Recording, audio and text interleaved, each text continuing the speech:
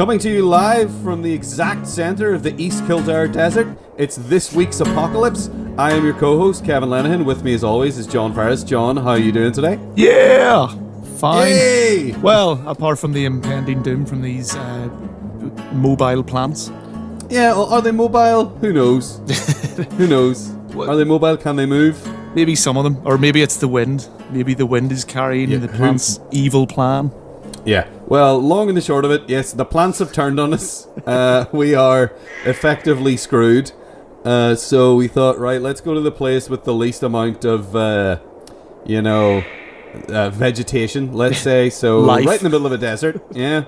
But of course, did not consider Cacti? maybe one of the worst plants possibly in existence that could animate and destroy the human race would be a cactus, I think, because it's covered in, all it has to do is come up and hug you.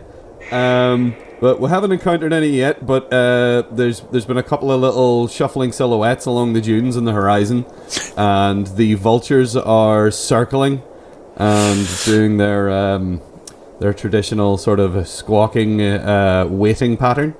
So I'm not really sure what to do about that. I'm a little worried. As usual, I'm a little worried about what to do, and I'm not really sure. I would have thought by now you would learn the only way to deal with this problem. I mean, it's literally every week. Oh, well, we do have a DVD player here, because we're still on DVDs, apparently. No streaming for us. No, it is the apocalypse. Indeed, yeah. Well, physical media might actually be important once the internet dies, which of course it has. Yeah. Aye. So, what have we got this week then? We have, for educating us about murderous plants, we have 1963's Day of the Triffids, apparently directed by Steve Sekely. Or 62, depending what source you read. Indeed, yes, it's a little bit fluffy on that one. We have M. Night Shyamalan's The Happening from 2008. Yep, we have that. We definitely have that. Mm-hmm. And we have Little Shop of Horrors, the 1986 musical version of Little Shop of Horrors, directed by the great Frank Oz. Oh, what a guy. All right, so I say we get down to it.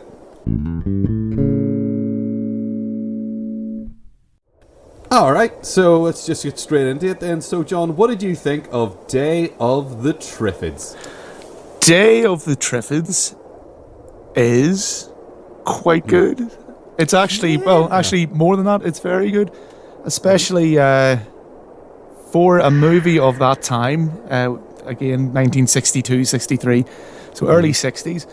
It does a really good job of kind of telling this story of the Triffids come from space. They come from a meteor, and start walking about and killing people. But there's also the added terror, and I actually think it's kind of, in some ways, worse. Is that because everyone watched the flares from these meteors hitting, anyone who's seen them goes blind. Yeah. They could have made a movie just about that. Yeah, because that's kind of how it opens. It's quite a while before apart from the initial, you see a Triffid attacking a security guard at the start. Yeah. Apart from that, it takes a while before they get to they get back to the Triffids, and it's literally we're watching our protagonist Bill Mason, who had an eye operation, so he was not privy to the rest of humanity's collective watching of these meteors. He wakes up in a scene that anyone who's seen The Walking Dead or 28 Days Later. No, I'm going to say very much 28 Days Later. Danny Boyle really likes this movie, I assume, because the first 20-25 minutes of this movie, I was just seeing so many things and being like, that's in 28 Days Later, and that's in 28 Days Later. Like, he has exactly the same shot on London Bridge. Yeah. Oh, yes. Exactly that's right. The only difference is there's a few blind people shuffling about in the Day of the Triffids. But it's really insane that aspect of it. I think is possibly more frightening to me because it's like this mass worldwide event, and the majority of people watch these flares, and it's just insane. There's literally pilots still in the air.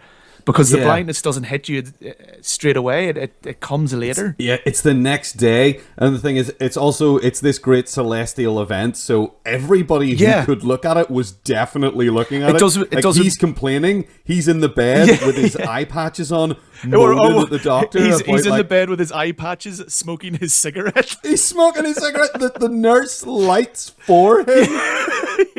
He puts it in his face, and she's like, "Oh, let me help you there," and like holds the match up to his cigarette while he's sitting in his hospital bed. Yeah, I was like, "Oh, truly, it was a simpler time." Brilliant. I was half expecting the doctor to go, "Now make sure you smoke that whole thing."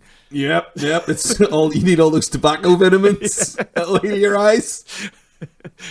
But yes, you're right. He's actually raging that he does not get to witness this, and it turns out that it was probably for the best that he didn't. That's his saving grace. Yeah. And like along the way, like on down the line, he encounters because he's a naval. He's an officer of some kind. Yeah, I forget what his actual rank was, but so anyway, he goes back to his boat, and the radio he's getting calls from a cruise ship, and everyone's freaking out in the cruise ship, and the captain's basically just kind of going, we're gonna die.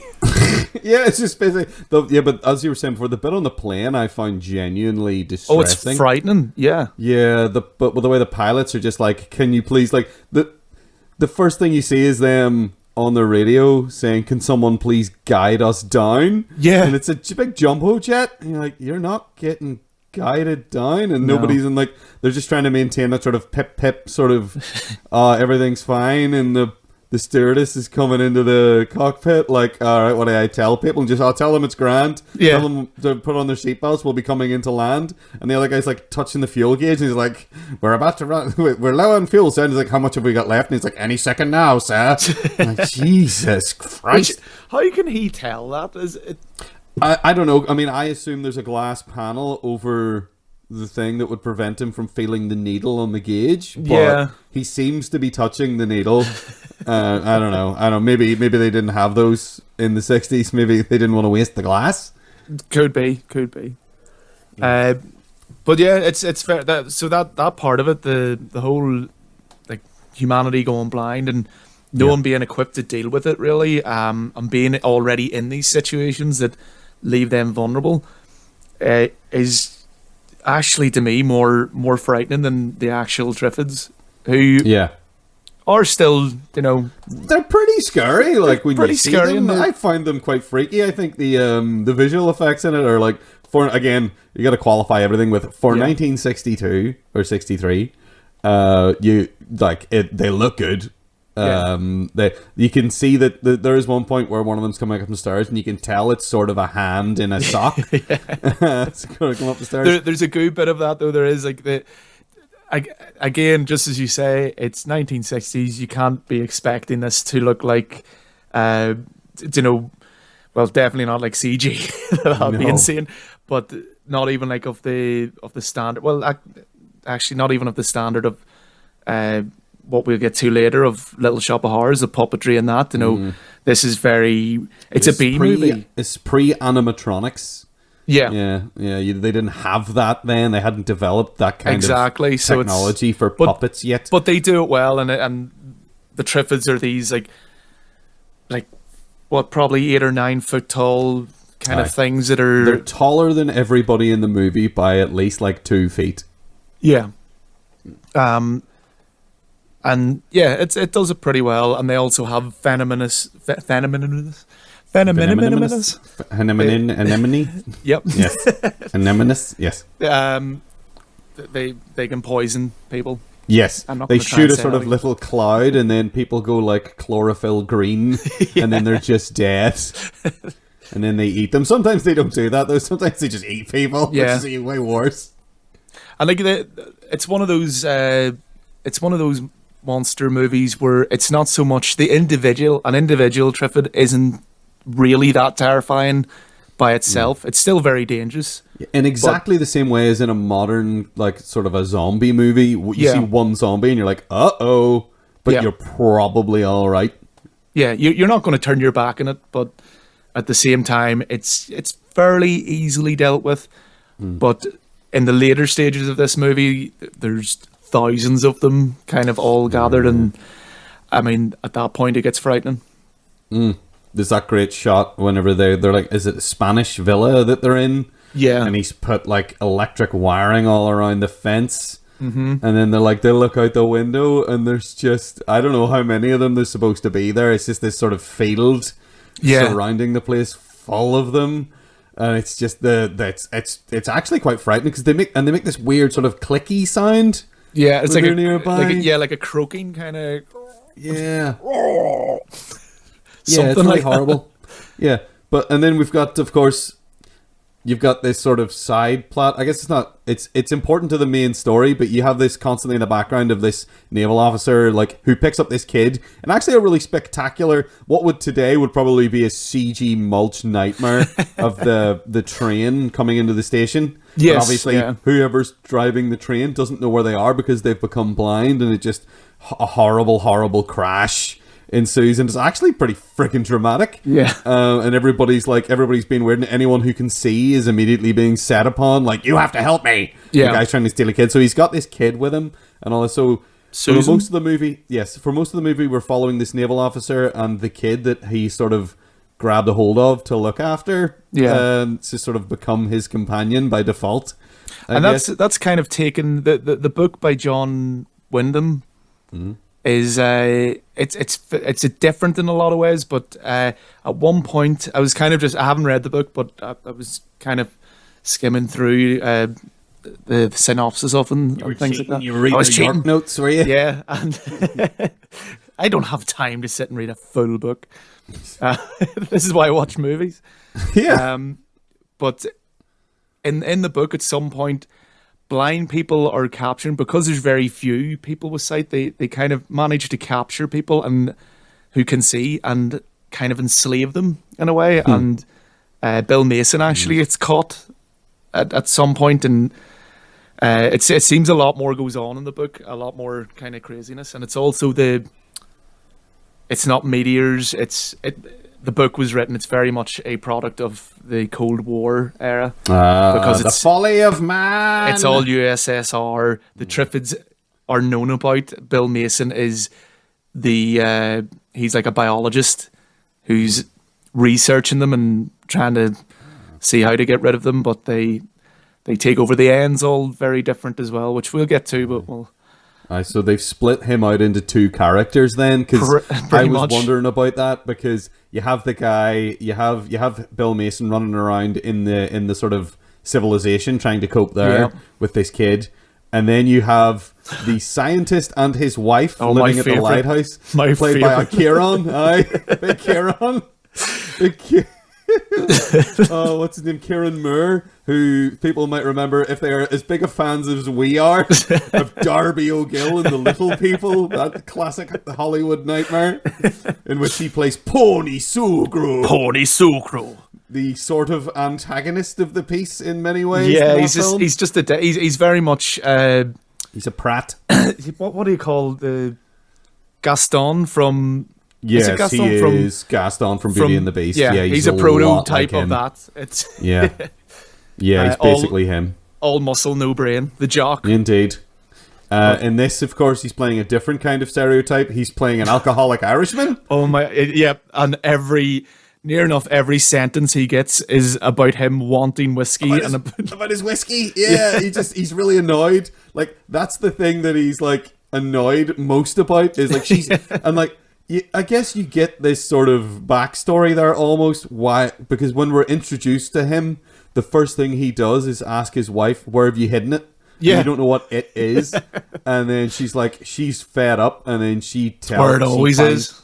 Yeah, it's where it always is, and then he finds it in a box, and it's like, oh, it's whiskey, and you're like, oh, it's gotten to the point where she's having to hide the booze from him. Yeah, which is bad. But then they sort of don't really address that. They have a heartfelt moment after that. Yeah. And then it's not really addressed again. But the reason they discover that something is up is he's up at the crack of dawn expecting the delivery boat to show up because he's drank the last of his whiskey and he needs more and it hasn't arrived. We've all been there. So he's a biologist. They're living out on a lighthouse. He's a biologist who really hates biology. He complains to her about them having to dissect stingrays or something like that. Like Why do they sting? Who cares? Yeah, he's really against them being there at all. It's fun. I don't know. I mean, I'd probably be crazy if I was living out there. I mean, I don't know if you saw that film, The Lighthouse. Yeah, but. Yeah, that does not seem like a fun existence, living out in a lighthouse in the middle of bloody nowhere. I think, particularly over the last couple of years, people have kind of seen just how difficult living in solitude and isolation can be. Yeah, and that's like usually you're still sort of in society. They aren't. They're like out in the middle of the sea. Yeah. They're out in the middle of the sea on a rock with no one else around, and then all of a sudden they're being attacked by these goddamn plants, and it's just one thing after another. And I think that's the point where, I guess, I mean, this whole movie is rife with, you can see its influence in the entire genre of like zombie cinema. Yeah. From here on, but like you get zombie like, movies and the next two movies we'll be talking about, which are The Happening and Little Shop of Horrors, they owe a hell of a lot to this as well.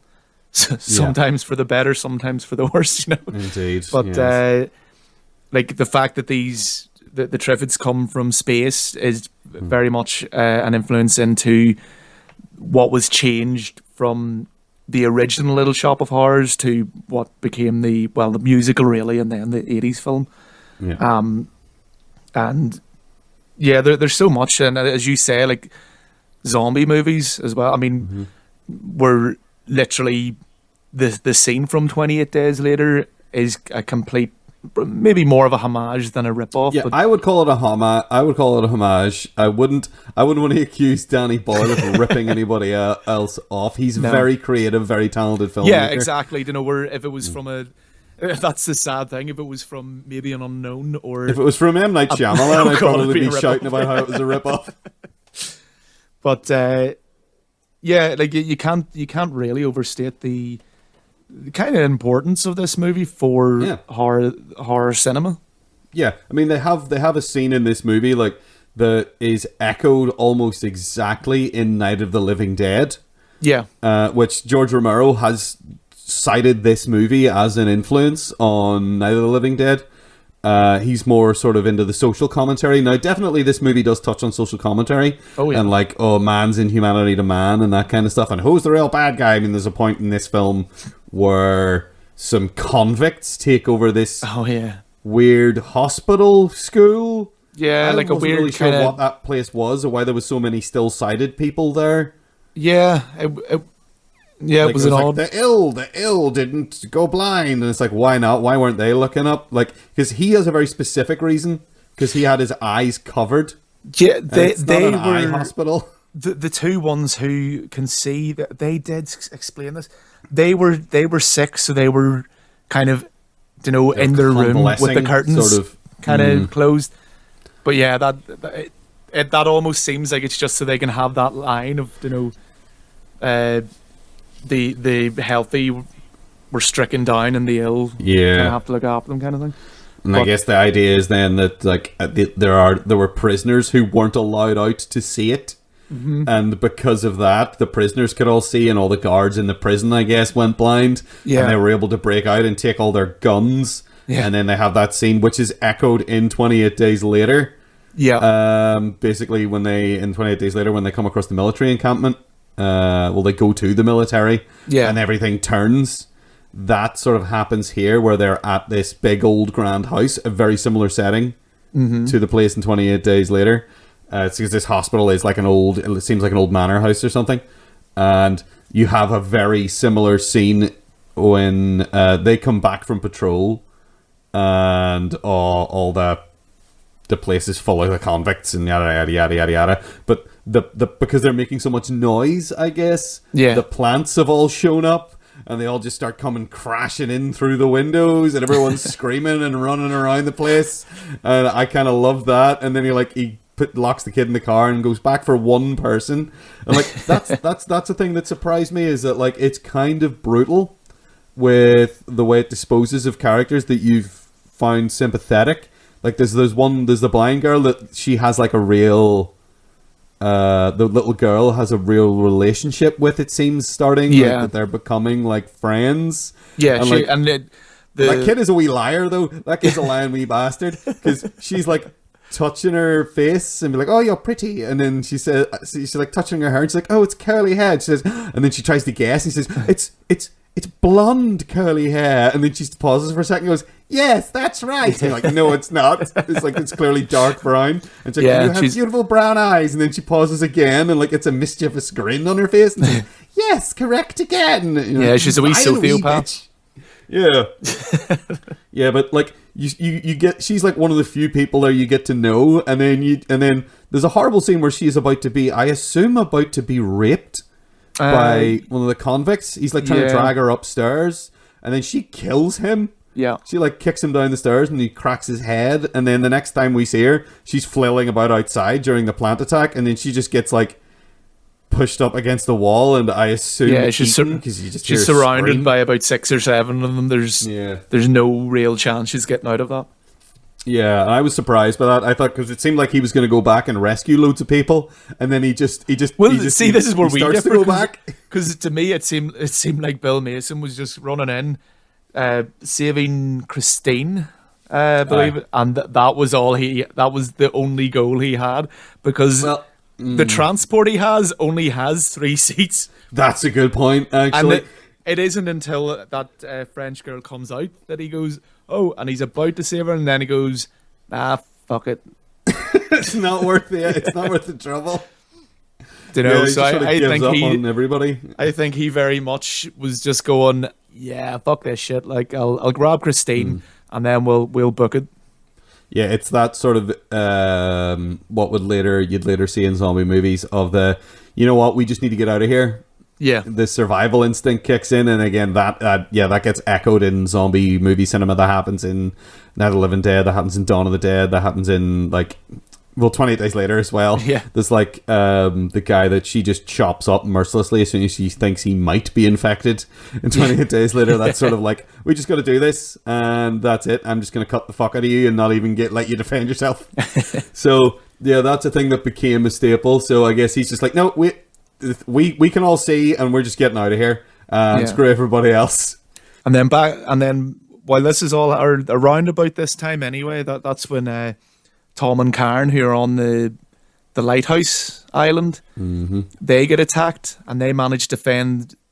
There's only one attacks them, which is handy, and they manage. Is it with a spade, or it's like a shovel or something? He runs and builds a harpoon sort of thing. Oh yes, out of a shaft, out of a broom handle, and I think like the end of an old harpoon or something. He builds this spear. Yeah, and he's like stabbing at it and stuff, and that's not really working. And then he sort of cuts the mouth part of it, I suppose, is what you'd call that, and that sort of temporarily takes it out. Yeah, because they're able to take a bit that they can study, which is basically what this whole scene's for. And actually, I heard, or I read something more, that the reason that these lighthouse scenes weren't actually in the like when they first made the movie, they were added because they found that the runtime wasn't long enough. So just pad it out. Yeah, so this is to pad it out, but it's some of the best stuff in the film. Yeah, it's kind of weird because it's really needed. Without it, it doesn't. Like, you wouldn't get any context on like what the Triffids are. Like, there's so much kind of that they find out because they're the ones studying it. Like, you know, if you think this is just a normal plant, you'd just be going, but why not grab a load of weed killer? But Tom and Karen are literally trying all this stuff on the cells, and they even, you know, Tom turns around and says that, you know, nothing's having an effect on these cells. Without that, you'd just be sitting there, this is stupid. And then loads of stuff kills plants. Yeah, no. People struggle to keep plants alive on a daily basis. Yeah, I hear people complain all the time about their begonias. Like who do you hang just about didn't with? make it this year. I don't. You shush. I could have an allotment. You don't know. You're a dark horse, you. I know.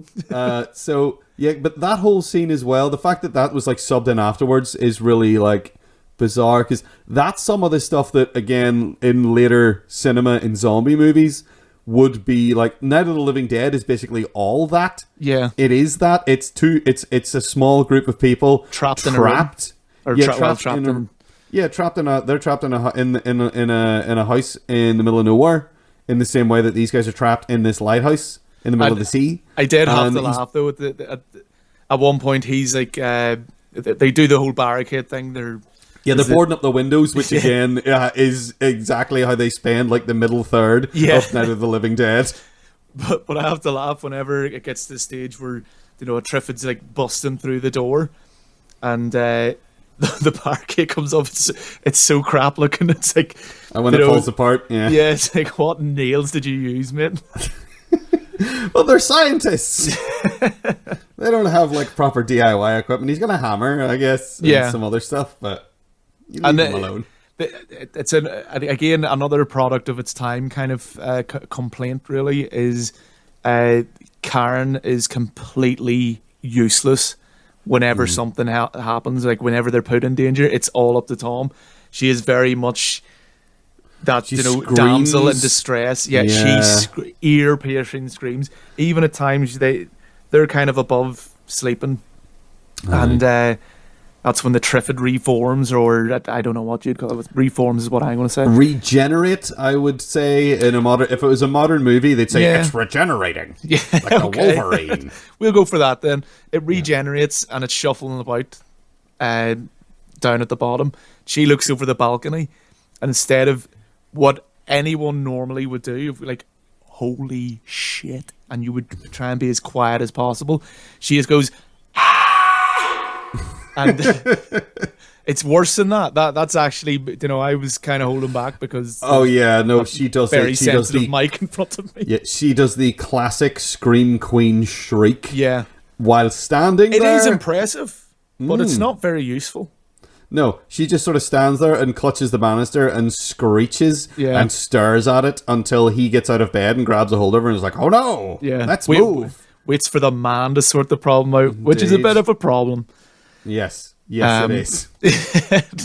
Because even the first time it attacks, she literally just has her back to a wall and she's just screaming while he's got his weird harpoon spear thing. His improvised spear. Yeah. But I found that kind of, just find it frustrating. You're just like, just do something. Yeah, and again, other movies would go on to do that. That is kind of a problem in Night of the Living Dead. The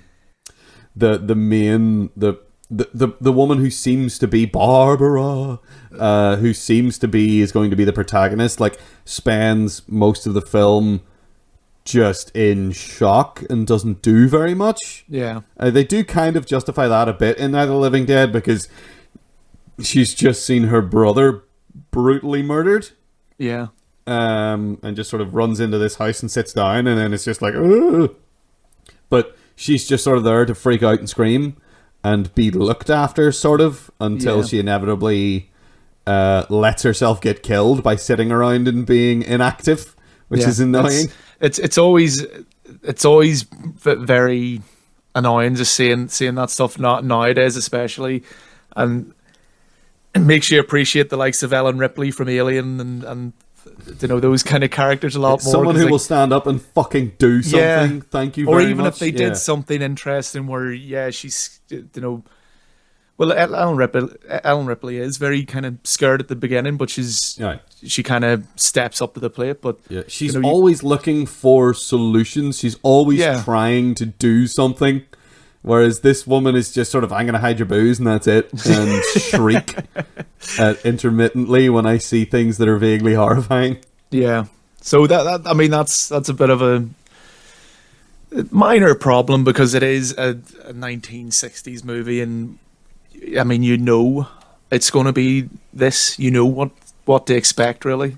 Yeah. Doesn't mean the problem's going away, but No, it does not. it doesn't solve anything. But you know, No. it is that. But Yeah, but at least they look at this whole thing. They do have a scientific aspect running through this thing. They are sort of trying to figure out what the hell to do. yes, In those sequences, and even back in society. Well, back in society, they're trying to figure out what to do, and then at some point, the society at large just seems to give up. yeah, They have that thing where they're talking about, they're going to meet in Marseille or something, and it's supposed to be Marseille, I think. He pronounces it Marseille, like he's blended Versailles and Marseille together, but I think it's Marseille. All the world leaders are supposed to be meeting, and then they just have this other radio broadcaster like, nah, they're not going to do that. Good luck, lads. It's over. Basically, society is over. Whoever's last out, put the chairs up and turn off the light switches, and then that's it. Like, all right, great. Cheers. And then, so they're just like, they have this mad idea. They're going to this naval base, and then they're like, oh no, the naval base is screwed, and blah, blah, blah. They eventually find themselves in, is it Spain there eventually? Yeah, they're in Spain. Is it actually Spain that they end up in by the end of the movie? And then, of course, we have the miraculous accidental discovery after all this scientific endeavor that they're at. The marine biologists out of the lighthouse, they accidentally stumble across. It's like whenever you're talking about when the Triffid comes to get them, and she's looking over the balcony and screaming, and he's throwing literally everything he has. He throws an down axe, which is really dumb. You chop with an axe, you don't wing it. Yeah. He throws the axe. I was so angry at him. It's like, you fucking idiot. Yeah. They're plants. You have an axe. You do the math. Chop. Yeah, that might actually help. You could chop all the bits up and then put all the bits in individual little boxes. Yeah. I feel like that was in a film where they did that. Someone did that to a vampire. I don't know. Maybe it was. But it has two very. Or something. It has two very egregious problems with like a Deus Ex Machina thing. This is one of them. The discovery that it's salt water. Yeah, because it so happens that his last-ditch desperate thing to do when they're at the top of the stairs of the lighthouse is get the fire hose and blast it with the fire hose, and it says in big, huge letters on the fire hose, seawater. Seawater. And it's just in case. And then he does explain afterwards that it's seawater if you didn't get that it was seawater from the big, huge fucking sign that says seawater. Seawater, highly corrosive. Yes, it says highly corrosive, indeed, to plants, anyway. Yeah. But yeah, that's kind of... Yeah, that's annoying, and it seems a bit weak. And it's actually, again, it's different from the John Wyndham book. Yeah, where the book doesn't have as convenient a solution. No, they don't find any solution. No. They just kind of escape. They kind of fall back to an island, and they're... again, because Bill Mason's character in the book is a biologist who's already been researching Triffids or these particular Triffids for quite a while, then he's planning to, come up with a solution and go back and take care of it. But no, the Triffids completely overrun the world. But I mean, a movie in the 1960s, I can't, especially, they had so many rules for cinema back then. Yeah, they really, really did. It was a lot more strict than it is now. I mean, you get that stuff goes up and down. I mean, throughout the 80s, there was a lot of those, like the video nasty thing happened, and they were trying to ban things for being too extreme because, like, this is getting too out of hand. But like that sort of dipped up and down all over the show. Where it's like, now you look at this film and you're like, this would probably be okay to show kids. Yeah, to some degree. Like, people die in it, but. I mean, I saw this whenever I was a kid. I remember barely anything about it because I think I was probably about 9 or something, and it was showing on Channel 4 at like 3 in the afternoon. So that's where I first saw this. So I recognized a few wee shots in this movie, but didn't remember anything else about it, really. Yeah. But like, I don't think I was. Well, maybe I was horribly traumatized. Maybe that's why I don't remember. But yeah, those standards. It explains a lot. Yeah, but like, you gotta have. When you're making a movie throughout the 50s and 60s, it's almost like the studio is going to be like, where's the satisfying ending? Yeah. When does the monster get defeated? Because that has to happen. Yeah. Yeah. So you have to humanity write that has in. to prevail and all that nonsense. Indeed. But the other bit of Deus Ex Machina, and maybe it isn't, maybe I missed something, is whenever Bill Mason, he gets it's like an ice cream truck or something. It's a truck that plays noise. And this is like after the discovery. Yeah, it says something on it in Italian that I meant, or Spanish even, that I meant to look up. I assumed it was ice cream, but then I was like, did they have ice cream trucks in the 60s? Did they have mobile refrigeration technology like that? I imagine so. It looks really small. It's a really small wee truck. Yeah, and they get it from like a fairground or some kind of like amusement park. So I think it's maybe it's like a candy floss truck. Or I don't know. It doesn't really matter. It plays some kind of confectionery truck. It has these big bugle-like horns on the top that play you're so pedantic. Music. I know. It's not ice cream dickhead, it's candy floss. Like, we're criticizing films here. We have to be nitpicking fuckers, okay? Fair enough. That's true. Yeah. Yeah, but so he does like a Pied Piper thing with luring the Triffids away so that the other people can escape. And then he ends up on like a cliff. And then this dinghy appears, but... Yeah, that's so easy. The end of that movie, the end of him getting saved. Yeah. He says, I'll see you in Alicante. He says, whenever he takes off, like, you go and I'll see you in Alicante. So Alicante. That's all I could imagine was like a bunch of people going off the Tenerife. You! The kind of people you see at the airport and you're like, oh my God, I hope they're not my flight. Oh my God, I hope they're not my flight. And then you hear them go, Alicante! And you're like, thank fuck. Yeah. So he says, I'll see you in Alicante. And then he takes off in his wee... whatever truck, his little sound wagon truck. His little sound wagon, and lures them away, and then they bugger off in the car. It's probably a cigarette truck. Come children, get your cigarettes. For handing out cigarettes to the kids, yeah. So he does the whole, like, he drives it towards the cliff, and then he jumps out of it just in time. And then, I don't know if they thought about this, but in the next shot, he lands on a rock. Yeah. Then he rolls off and I'm like, well, all his ribs are definitely broken. But of course, no, he gets up and he's fine because it's the 60s, new cars. And he's the protagonist. And he's the protagonist, therefore he's indestructible. That's true. Yeah, so... yeah, he does that, and it goes off the cliff. And I guess some of them follow it off the cliff, and then he runs away a bit. Yeah. And then, he's just like, oh, look, there's like a broadcast that, we're going to leave, but it's the submarine that they're all getting on. Yeah. And it's like, all right, we're going to go, but we're going to leave some lifeboats behind to look for people, and like it's just narration really, but you're supposed to assume it's somebody broadcasting this. Yeah. And then the next shot is literally, you think, like, if I was making this movie, he'd be stuck.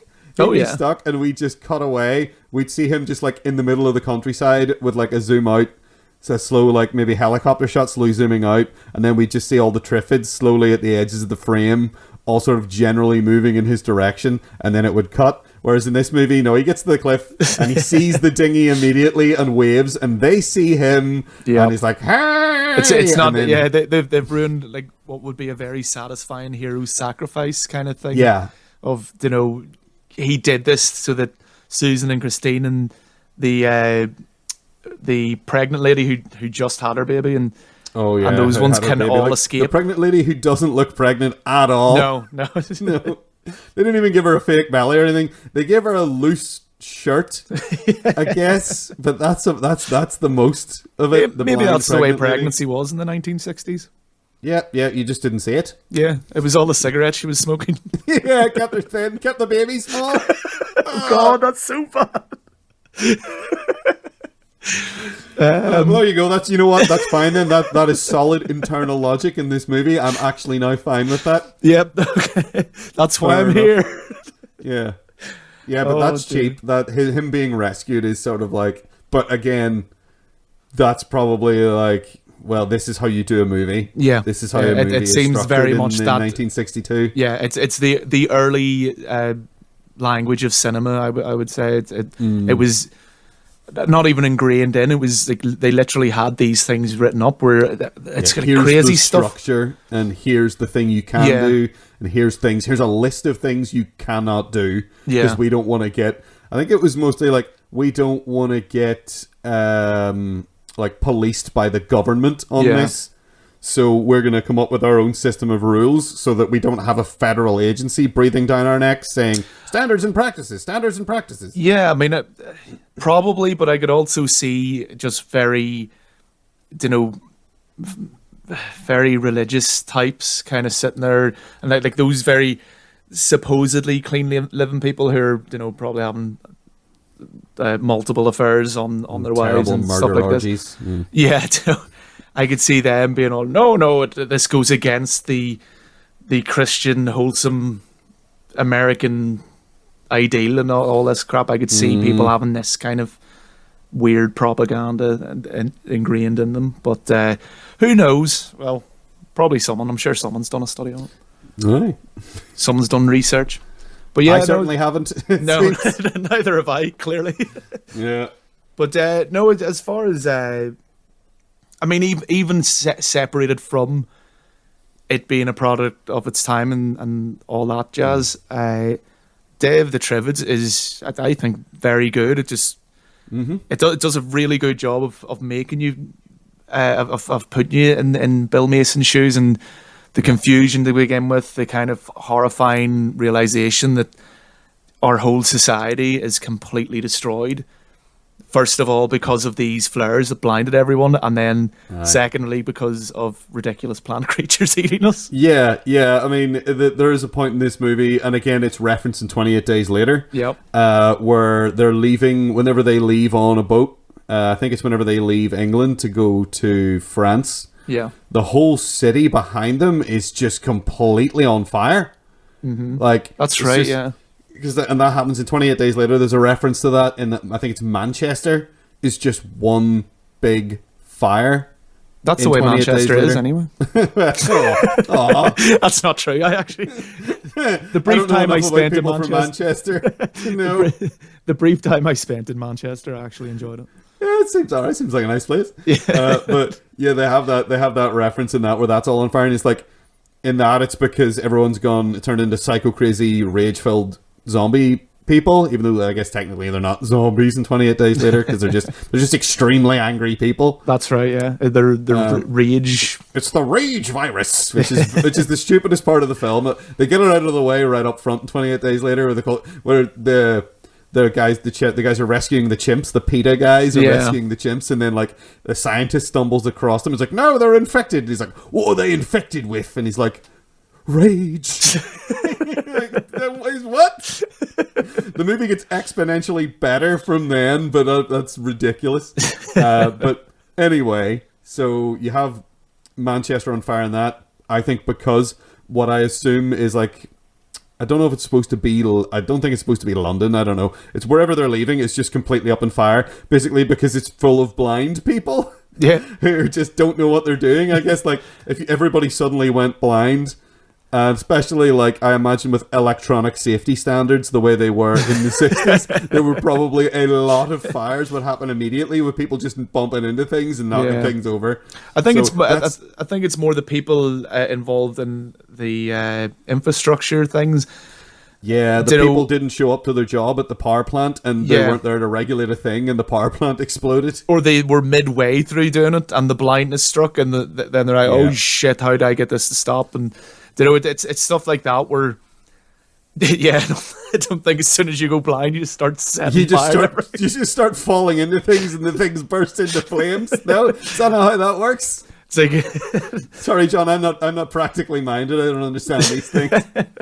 Because even the two characters we meet when Bill Mason and his little crew end up in Spain, they're not particularly having trouble getting around, and it turns out that the pregnant woman was actually blind from birth, so she was able to kind of help her husband get used to handle shit. She's the one like competent random person that he meets in the movie. And like, cause like it's weird when he stumbles across them in Spain. Yeah, because he's a guy, and like it takes him a wee minute to realize that they're blind because they're acting so naturally and normally. Which I liked as well, because up till then it's painting this picture that you go blind, that's it. You're just a walking time bomb. Because the first person he meets is his doctor. Yeah. Who, that's his crazy. reaction is to literally fling himself out a window. I love that he's shot blind. as well because he tells him to go get the. Yeah, he sends him into the go other get his- room to get a kit, to get like a medical kit or something. And you see through the glass, it's that kind of like It's frosted glass. frosted glass, so you can't see it very clear, but you see him just get up and run straight out the window. Yeah, And you're yeah, like, I remember being genuinely like shocked. That's the first sort of dramatic thing that happens in the film. Yeah. And I was sitting down to watch some quaint 60s B movie, and that happened, and I was genuinely taken aback. Which is And crazy when you consider that. Again, I'm assuming because of the laws and all that they couldn't have corpses and all these bodies lying about in the hospital while he's walking through. But they're quite happy to have a man jump out a window. Yeah, he flings himself through a window, and I was really shocked. I was really taken aback. I was like, oh my god, I can't believe that. Even to the point for a moment, I was like, wait, what just happened? Yeah. I couldn't wrap my head around it because I didn't expect that to be the thing. I was like, did a plant reach in through the window and grab him? And I was like, no. He just deliberately distracted this guy so he could go and fling himself out the window without being stopped. Yeah. And that's messed up. That's really messed up. It's very effective, though. Yeah, and not everybody behaves like that. You know, some people run around in a panic and scream, and like the guy that tries to kidnap the girl and whatever. But these people in Spain who seem really natural are a real like breath of fresh air in a way at that point in the film, because like his explanation is that his wife has been blind for a long time and has been teaching him how to cope. Yeah, and that works really, really well. I think because they are down there now. Some of the blind acting in this movie is kind of funny. Where you're looking at these actors and you're like, nah, he's not blind. Yeah, but most of it's pretty good. It was believable for the most part. Whenever everyone was pretending to be blind. Yeah, for the most part, yeah. You get the, as you say, you get the odd one where you're just like, dude, maybe don't be looking in the character's face. You get the eyes flicker, or you see somebody's head following something that's moving a little bit, and you're like, oh. But it's mostly avoids that kind of stuff, so it's pretty well made. It's really nicely shot as well. Like the exterior shots in this are really nice. Yeah, and that one shot that you get of in Spain, we're at their villa, and they have that electrified fence where he puts the electrical wire around the fence, and it's like they get up basically and look out the window, and there's just tons of them surrounding the place. And this is when he makes his this is when Bill Mason makes his makeshift flamethrower, which also seems fairly effective. They didn't bring that up. Seawater and fire. Fire kills everything. That would have been my first instinct. Would have been like, here guys, let's make some flamethrowers. Yeah, that's it. I was actually surprised it took them so long to get to that. Yeah, but I guess in the modern... See, we think that because we've seen so many films that are kill it with fire. I mean, again... I don't know. I think I would come at that pretty quickly. You know, forest fires and things, maybe were still a thing back then. And, maybe. Well, who knows? I think because we have seen... our regular appearance on this show. Here's your John Carpenter minute. Oh my John God. Carpenter's the Thing, right? So you have The Thing, and like that's the solution in The Thing is to burn it. We should come up with a jingle for whenever you're going to start talking about John Carpenter. I'll just try and mention him less, but it's just we keep talking about horror movies, and it's just I feel like it's like the gold standard for me, so I'm just going to always bring it up. Okay. So I think my first instinct is fire, because in The Thing it was fire, because it makes sense in that, because it's like cellular, that organism, it's a cellular organism in that it's one single cell, but it's billions and billions of them. Yeah, like the only way to really like clean that up is going to be with fire. I don't know if that was addressed in like cinema before that of we need to burn everything, but maybe, I don't know, maybe your criticism's right, because do we have as many, we have way more forest fires these days than there used to be, true, because of old global warming or climate change or whatever. But I mean, it's not a massive leap to to think, No. even without the media culture kind of showing us this and all these movies that we watch, I think we all know from quite an early age that fire destroys everything. Yeah, fire wrecks shit. You keep away from fire because you'll burn your house down. Don't play with matches, kids. But apparently that's not a viable option for the Triffids. Suppose there's that many of them. Yeah, because he burns a whole bunch of them then, but then there's just more. Yeah, so there's just more just roll up, and then he's like, we need a better solution than this now as well. So he is doing his own sort of experiments because he tries electricity, and it doesn't really work that well. No. They're touching the fence and they're sort of testing it almost, and then he's like, the lights in the house start to dim, and he's like, we don't have enough power for this. Even if it does work, we don't have enough power. Oh no, and that's why he's like, wait a minute, there's a big gas truck sitting right here. That's right. Hold on a minute, lads. And it sort of does work, but then he's like, well, I've just got this one thing here, and it's not like he has a plentiful supply of fuel. No. So it's like, we need a different solution, which is when they come up with the old, all right, we've got this noise generating little truck. It would have been probably better just spreading the oil around a lot of them, and then just like, setting fire to them. But here, that's, I wasn't in that position, so no. Yeah, he's thinking on his toes. Yeah, indeed. Yeah. So I think this movie, I was really surprised by how modern some things in this movie felt. Mm-hmm. Like the tension, the way it builds tension is really good. Yeah. It's actually creepy at times. Like there's some really good, like, you get like the view of like the plant's sort of roots, I guess, pulling along the floor and stuff like that. And like, oh, it's creeping up on people, and you see people who are unaware that they're being crept up on, and that stuff works really, really well. And I think the plants look really creepy. Yeah. When you do see them, they're creepy looking things. They make an effort to make them look alien but still plant-like, so it doesn't kind of ruin it. And you go, what the fuck's that meant to be? Like it.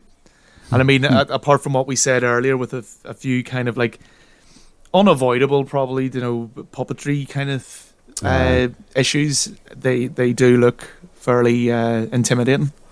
Yeah, they do. Like, and like the fact that they're so tall and broad, actually, in a lot of ways, there's a lot of negative space in them because they're like big branches and stuff, but they do cover quite a wide area. Yeah. So it's like, you're not running around that thing.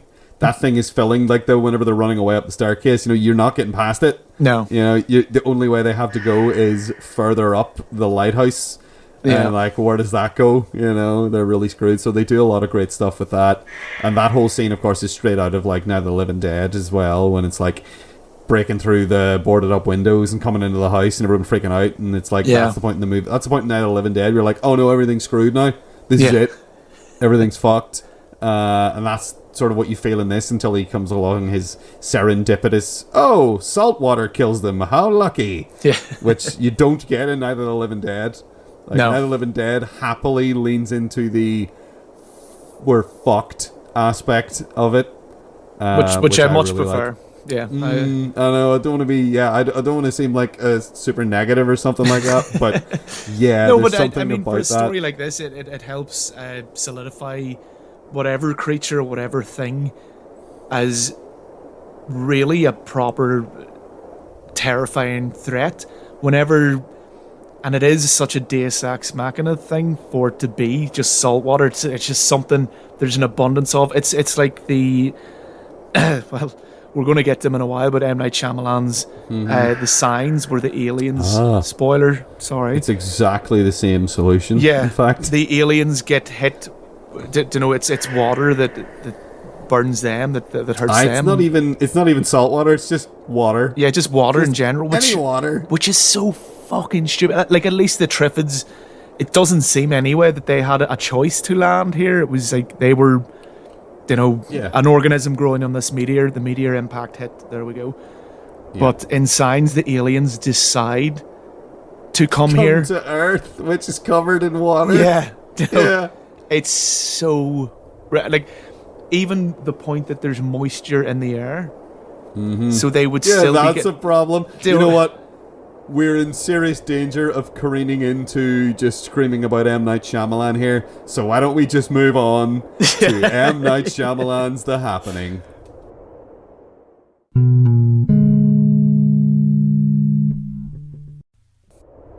Okay, well, the cactuses have crested the horizon. They're moving really, really, really slowly towards us. So yeah, we need to shift on to our next feature.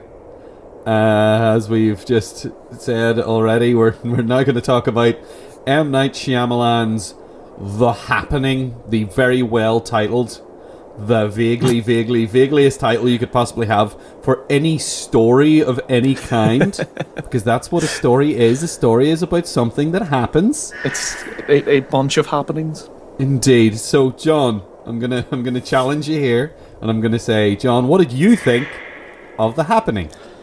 Well, if it was a choice between allowing these plants to just come and devour us right now, or watching The Happening again, I would fully just let the plants come. Now remember, these plants are sort of your hilarious, sort of cartoonish, sort of cactus with like one sort of right-angled arm out one side and one out the other, covered in like maybe 6 to 12-inch spikes. Is that still your answer? Yeah. You know what? I would. Slow agonizing death. Yeah, why not? Now, is that just you being a pervert, or did you not like this film? Little from column A, little from column B. I'm assuming mostly from column B, I hope. Yeah, it's this movie is an absolute travesty. It is so boring. The dialogue is so clunky. I mean, M. Night Shyamalan at this point is a complete laughingstock anyway. I mean, he's just been on this like downward, like all like downward would you trail. Say it was a free falling trajectory? Yeah, free fall. That's the word I was looking. Sixth Sense. I like the Sixth Sense. Unbreakable. A lot of people love that movie. I mean, I thought it was okay. I enjoyed parts of it, but after that, he's had The Signs, which we mentioned there. We just talked about Signs. Now, I will defend Signs somewhat. I think weirdly, the thing about Signs is that all the stuff with the aliens, which is the crux of the film, is garbage. But I actually quite enjoy the human drama in Signs. Okay. I like the angle that Signs takes on an alien invasion. How do you feel about the human side of The Happening? Okay, you want to know what I think about The Happening, do you? Okay, so I am of two minds about The Happening. Really? I don't know whether or not it is an absolute garbage fire of the most epic proportions, or it is the greatest surrealist comedy of the 21st century. I think you are really giving M. Night Shyamalan way too much props. This is the guy who wrote Lady in the Water. I know that film was unfucking-watchable, and I know because I watched it somehow. But goddamn, like I sat through, I can't believe it was one of the few films. I generally won't start watching a film and turn it off. That's something I won't do. Yeah. I only ever walked out of the cinema once ever, and it wasn't because the movie was bad. I've seen plenty of bad movies. I walked out of Kingdom of Heaven, Ridley Scott's Kingdom of Heaven. Yeah. But that was purely because I ran out of time. That was a day, I'm going to confess to doing something. This might be a crime. I'm not sure if this was a crime. Okay. But one day I went to the cinema, as is my wont. Often I do. It's something I miss a fair bit. I don't necessarily miss like the experience of the cinema in that oftentimes you'll be surrounded by idiots talking and eating popcorn and blah blah blah. But if you luck out and you go to a good showing and there's maybe like a couple of other people and everyone's being respectful and great, the cinema can be a wonderful, wonderful thing. So I used to go every week. I would go and I would go to a cinema that I believe is no longer open. Even before the pandemic, it was closing anyway. It was maybe one of the worst cinemas in Belfast, actually. The movie house on the Dublin Road. Like, the people who work there, like, I mean, none of them know how to focus a projector, and they don't care. And you know what? That's an attitude I respect. But they used to do this thing, they probably would still do it up until they closed there, called Crazy Tuesdays, where you would pay like £3.50 for any film on a Tuesday in the afternoon. Yeah. So I used to live right next to the cinema, and I would go every Tuesday. As long as I wasn't working, I would go every Tuesday without fail. I would be there, whether there was something worth seeing or not. And one day I went to see The Skeleton Key, and I was so angry that I paid even £3.50 to see The Skeleton Key that I felt like they owed me more movies. So I walked out of The Skeleton Key and there was nobody around. Again, the staff did not care, so there was nobody about. And I had the little program and it tells you what time the movies are on at, and I looked down to see, oh, this is starting in 5 minutes. And luckily for me, they conveniently put the names of the movies above all the doors. So all I had to do was go find that movie. So I went to see The Devil's Rejects then. Okay. Which actually turned out to be quite a good film. Now, Rob Zombie hasn't made a lot of good films. He's made mostly trash garbage. Yeah. It's kind of his thing. So I'm assuming you got your money's worth out of Devil's Rejects, and then you decided... Yeah, I did. I did. But then I thought, I'm going to keep this train rolling. So then I realized... Oh, and you lived in the cinema for 5 years. Yeah. Now, I saw Kingdom of Heaven. Now, at that point, it didn't register with me. This is a Ridley Scott movie. Mm-hmm. So I didn't realize how unbelievably long it was going to be. And I had to meet somebody at like 6:30. So I went into Kingdom of Heaven. I think I got about... It wasn't that great. It was very slow. And I'd just come out of The Devil's Rejects, so I was kind of amped and a bit disoriented. And then I realized about an hour into it that, I have to leave now. I have to leave. I'll never forget the look that the woman on the ticket booth gave me as I walked out of the cinema. She just saw me walking out, and it was the same woman that I'd bought my initial ticket from earlier in the day. And she just stared at me as I walked out the door, like she... I think pulled she out thought, a crossbow and shot you in the thigh. No, I feel like she had this horrible moment that everyone's had at work, where it's like, wait a minute, I feel like I've passed the whole day already, but has it only been 2 hours? Because she recognized me from just paying for one movie. Like, she didn't say anything. She just let me walk out the door. But it was this great moment where I was just like, well, I feel like I got my money's worth after that. Now, that's the only time I've ever walked out of a movie, to get back to my original point. Okay. One of the few movies I ever thought about actually switching off was an M. Night Shyamalan movie. It was Devil. Oh, yeah. I guess the end at the beginning. Elevator. Yeah, the one the old woman in the elevator who's definitely the devil. Spoilers for this obvious twist. Anyway, I thought about switching that off, and I thought about switching off The Lady in the Water.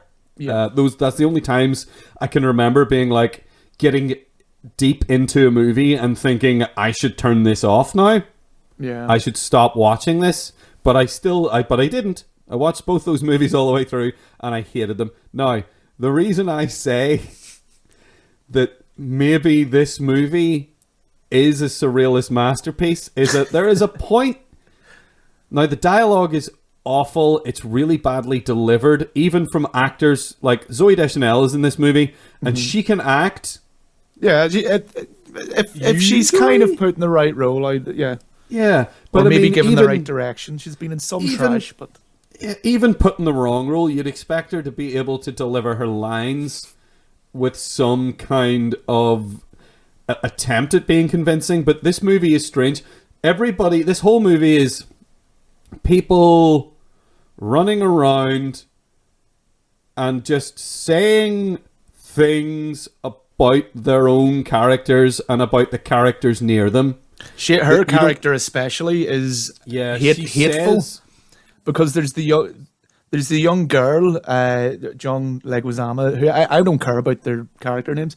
John Leguizamo's character has a daughter, and she's kind of worried about all these happenings, And Zoe Deschanel says something along the lines of, "Oh, we're the same. I don't like sharing my feelings either, or I don't like showing emotions either." And you're just like, bitch, it's a young girl. That's not comforting. Like, stop making this about you, you selfish. Ugh. Yeah, but everybody does that throughout the runtime of this movie. They do exactly that. They describe themselves, and unfortunately I don't know what M. Night Shyamalan, like, what experience he had in school or whatever, but his view of teachers is that they are their subject. Yeah. They are the subject that they teach. John Leguizamo's character is a math teacher, and all he does is talk about mathematics and math numbers. Riddles. Yeah, he just gives people math you want to hear a math riddle? Like, no one ever in their life, I bet even Einstein probably never wanted to actually hear someone give him a math riddle. Yeah, and I know a lot of teachers. I know, well, a few teachers. Yeah. And yeah, I mean, there's so much more than what they teach. Usually that's just like... Sometimes they have lucked into teaching the subject they care about. Yeah. That is definitely a thing, and that's really cool. But they are not just like... Mark Wahlberg in this movie is supposed to be a generic science teacher. And he's so miscast and so... He's so poorly miscast. I don't buy him as anyone who's ever been able to teach anyone anything.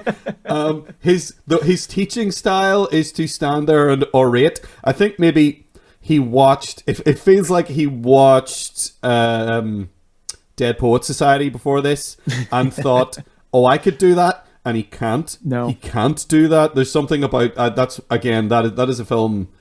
Dead Poet Society is a film that deeply affected me when I was young and I saw it, and in many ways changed the course of my life and my whole sort of attitude.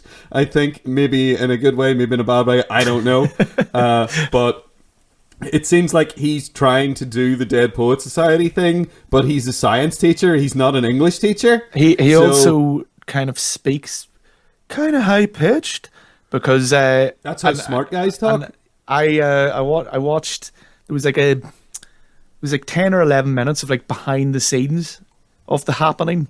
Which is why I'm not going to support your bullshit of thinking that this is a surrealist masterpiece, because it's fucking not.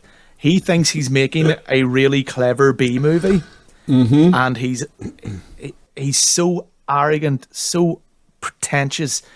He's completely full of himself that it frustrates me that anyone would give him money to make a movie, because he just should not be given any amount of money to make these things. It's really bad. I mean, look what happened after this. Avatar: The Last Airbender.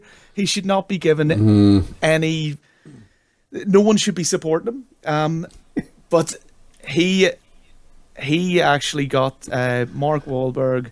He had him in mind the whole time for this. Really? He wrote this part for Mark Wahlberg? Yep. And then at one point in this kind of behind the scenes thing, he says to him that he can't fall back on that like tough guy thing and blah blah blah, because this guy's a science teacher, so he doesn't have that. Like he wears his emotions and blah blah blah.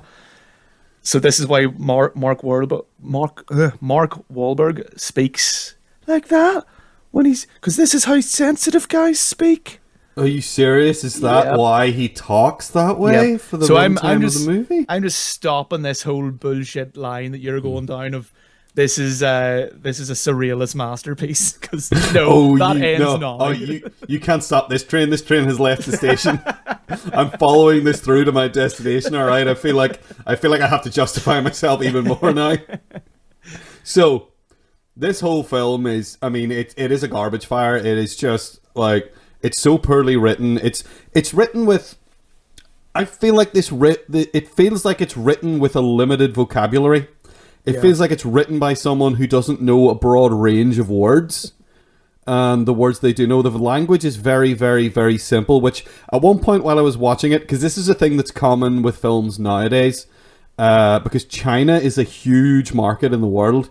So what they will often do is they will rewrite a movie with simpler language in order to play in countries where people's first language is not English. Yeah.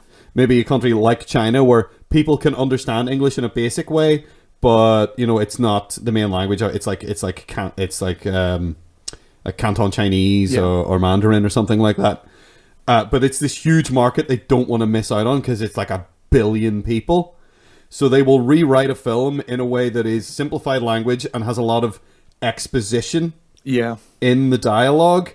And also doesn't have anything that would annoy the Chinese government. Indeed, the censorship rules there are really odd. They're not even necessarily just strict; they're really strange. No skeletons. No images of Winnie the Pooh either. Of course, yes, that is actually a genuine thing that sounds like a joke, but is 100% not a joke at all. So now our podcast can't play in China. There you go. Thanks a lot. You said Winnie the Pooh. Let's just say it all the time now. I've been trying not to say it for weeks. Winnie the Pooh, Winnie the Pooh, Winnie the Pooh. Winnie the Pooh. Pooh Bear! So I was thinking, I got about halfway through and I had this thought where I was like, maybe the reason everyone is saying everything that is happening and is saying all of their thoughts and is describing their own characters constantly is like the guy with it's just like, maybe this is written for an international audience who won't be able to speak English very well, and they want to have it as simple as possible to facilitate that. Now, I threw that idea out at one point when Hot Dog Man showed up. Yeah, oh god, Hot Dog Man. There's a guy who just starts talking about how great hot dogs are and how good they are. They get a bad rap. They get a bad rap, and he just starts talking about hot dogs for no goddamn reason. Do you like hot dogs? Do you like hot dogs? And it's like, and that's his character, is he likes hot dogs. But he's also the one that comes up with the theory that it's the plants that are... Because we haven't even really said what this movie's about at this stage. Yeah. Like, usually in Shyamalan movies, they save the twist for the end, but the twist in this one isn't even a twist. And I mean, it's comical now that... Yeah. I mean, South Park did it really well. M. Night Shyamalan is just known as... What a twist! Yeah, that's all. That's not a story. That's just a twist. Yeah, and like I do agree completely with that because, as you say, this is just, the twist is almost kind of thrown in at the start. It is. They constantly talk about it. The first thing that Mark Wahlberg is talking about is basically the plot of the film that is about to happen. Yeah. Like, where did all the bees go? What happened to the bees? And they say some incredibly wrong things about science constantly throughout this film. But they make the claim. He says, and like somebody says in that scene, this really ignorant thing, it almost seems like fundamentalist Christian propaganda, the kind of thing you'd see in like a Jack Chick tract. Yeah. About it says, well, they'll put this in the science books, but really they just don't know. That's not true. That is 100% not at all what scientists do, and is never what scientists have done. And it's something they keep saying throughout the runtime of the movie, and it irked me hugely because it was just straight up a lie to conveniently excuse the plot of the movie. But yeah, so the plot is that the plants feel threatened by us because of global warming and such and pollution. So now they're releasing a chemical that makes people kill themselves. Yeah. And that's it. And they keep saying, and they say some other very wrong things now, like, he says, plants, they communicate with each other across species. No, they don't. Some plants release chemicals that other plants in their species can detect whenever, I don't know if it's some kind of fern or something that does it. And if an animal starts eating its leaves, that releases a chemical and then it makes it taste bitter. And then all the surrounding trees also release this chemical that then make them taste bitter as well. But they're all the same species. So that's straight up, like, that's a lie, straight up. That's something he just made up. But presents in a way as if it's a real fact in the film. It's not even done in, like, this is an alternate universe where plants really do this. No, it's presented as a real fact. This is surprising that this complete dumpster fire of a movie did not fact-check themselves at all. Wow. Indeed, right. But this guy, right, starts talking about hot dogs. And I know this might be insulting to the man whose name I'm about to invoke, but there's something about that character and the way he talked and the things he was saying that reminded me of a David Lynch movie. I was getting serious. There's a few times in this movie where I got some extreme Twin Peaks vibes. Right. If I can mention the point where it really crystallized for me was they come across this woman who's crazy, who's living alone and doesn't know anything about what's going on in the wider world. Yeah. And his first interaction with her is she's sitting on her porch in a rocking chair and she's talking away to him, and then she looks at him. He hasn't said a goddamn word as well. She's just talking away. He hasn't even said hello or anything. And she just says, "I see you eyeing my lemon drink." And as soon as she said that, I was like, oh my god, is this like a reference to Twin Peaks? Everything with her was so odd and awkward, like you would see in a David Lynch movie. They have dinner with her, and it's the weirdest conversation. Who's chasing who? Yeah. So if it's not that, if it's not a David Lynch homage or a reference, then M. Night Shyamalan is a space alien who doesn't know how human beings are, or how human beings speak, or interact, or behave when they're on their own, or in a group. See, it's just... Do you also think that the likes of Birdemic and movies of that ilk are intentional as well? Because Birdemic... I mean, you know, you're sitting here, you're trying to portray M. Night Shyamalan as this, you know, undiscovered absolute genius who, see, if he heard this, he would completely agree with you as well. He would lie and say, yes, that's what I was going for. That's exactly. He's the only one who got it. Hooray, Kevin. But that's really it. So, would you also say Birdemic is intentional surrealist genius? Birdemic is incompetent on every single level, to the point where you can look at that and say, this is someone who doesn't understand how to make a film. Okay. But M. Night Shyamalan does know how to make a film. Like, we were going back to saying before about other movies that he's made. Yes. But debatable. Yeah. I like The Sixth Sense, I suppose. Yeah, it's probably his best. Yeah. Some would argue Unbreakable. I don't know. I like Unbreakable 2 as well. Not Unbreakable 2, not the sequel to Unbreakable, which was Glass, I guess. Oh, which, yeah. I'm not even going to start talking about that crap. No. Right, so I like Unbreakable as well. Yeah. And Signs, again, there's something about Signs that I like, because it approaches an alien invasion from a very sort of, here's just this family trying to get by while all this stuff is happening. Yeah. You know, but, you know, it is kind of, it does flub it, especially at the end. It completely flubs everything towards the end. Yeah. The Village, I guess the end of The Village, me and my brother watched the Village together way back when, and we both at exactly the same time, about 15 minutes in, guessed the twist. Yeah. Which we were right about. And that we were just watching that whole film, just like, this film is shit now, because we know the twist, and that makes everything stupid. Yeah, it makes, like, even the noises and things like that, it just... Yeah, none of it makes sense. It's frustrating. Yeah, I guessed the twist in Devil immediately, but Devil has exactly the same problem this has, where people constantly talk about what they're thinking about. Yeah, I thought... So that, you know, the guy in the security room in Devil, who's just there to tell us... He just launches himself into the middle of a scene with people and just starts talking about, my grandmother talked about in that the case, devil. Is Devil also a... It's a masterpiece, John, yes. Yeah, okay. Masterclass. Okay, or was Better that him than just... Predator, you heard it here first. Was that him just, like, learning the craft of this surrealist Indeed, approach that he was going to, like, get into the masterpiece that is The Happening? Maybe, I don't know. But, no, it is just like, M. Night Shyamalan does not know how to communicate a character's motivations. No.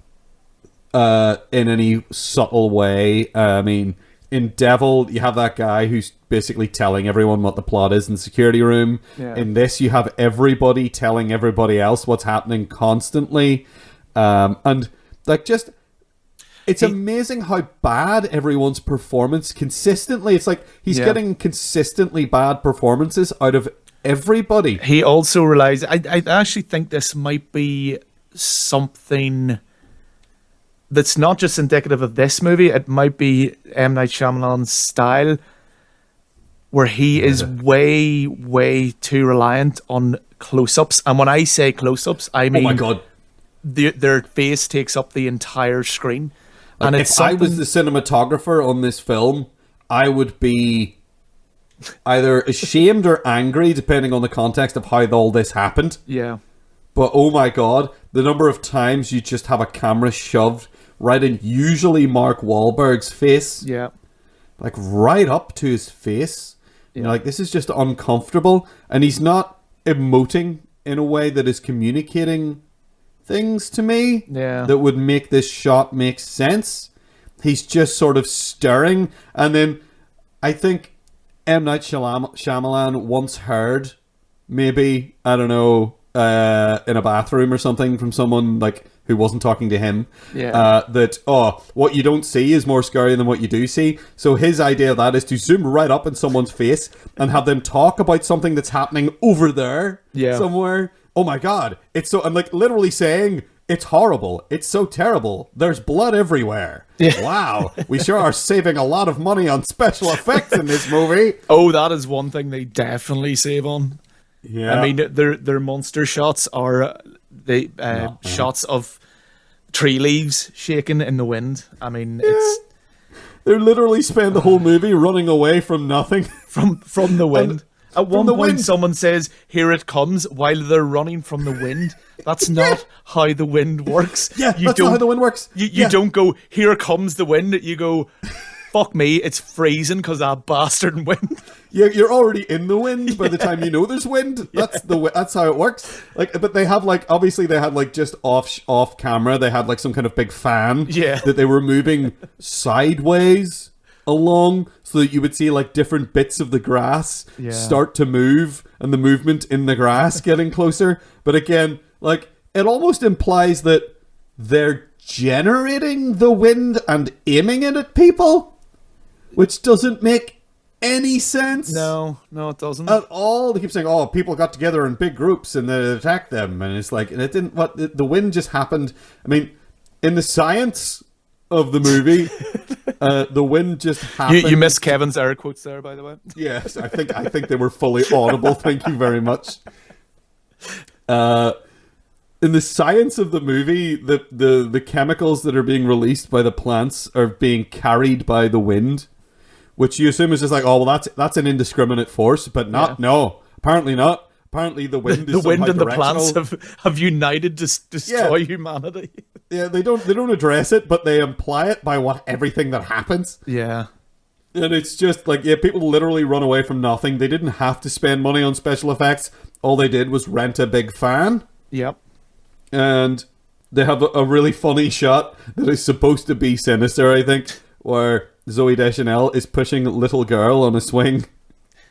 And they're talking about the plants, and then you have this shot of a tree, and I guess you're supposed to be scared of the tree, but it's just a shot of a tree. Yeah, it's just sitting there. And then they show the swing moving back and forth and moving the branch, and they're like, "Oh no, like maybe we're annoying this tree by using the swing," and it's painful. It is. It's. Or Mark Wahlberg talking to a plastic tree. Oh my God, that was so funny. But it was supposed to be... It was funny right up until the point where they were trying to be funny, and then it ceased. That's another big problem with this movie, is that whenever it attempts to do comedy, there's like another scene with Mark Wahlberg where because... Is this tiramisu? Because she had tiramisu with someone or some fucking bullshit like that. Joey? He's like trying to make her jealous and has this story that goes nowhere. And it's just sort of emblematic of the film, really. Yeah, it's just painful. The whole thing is painful. Every interaction. The characters are...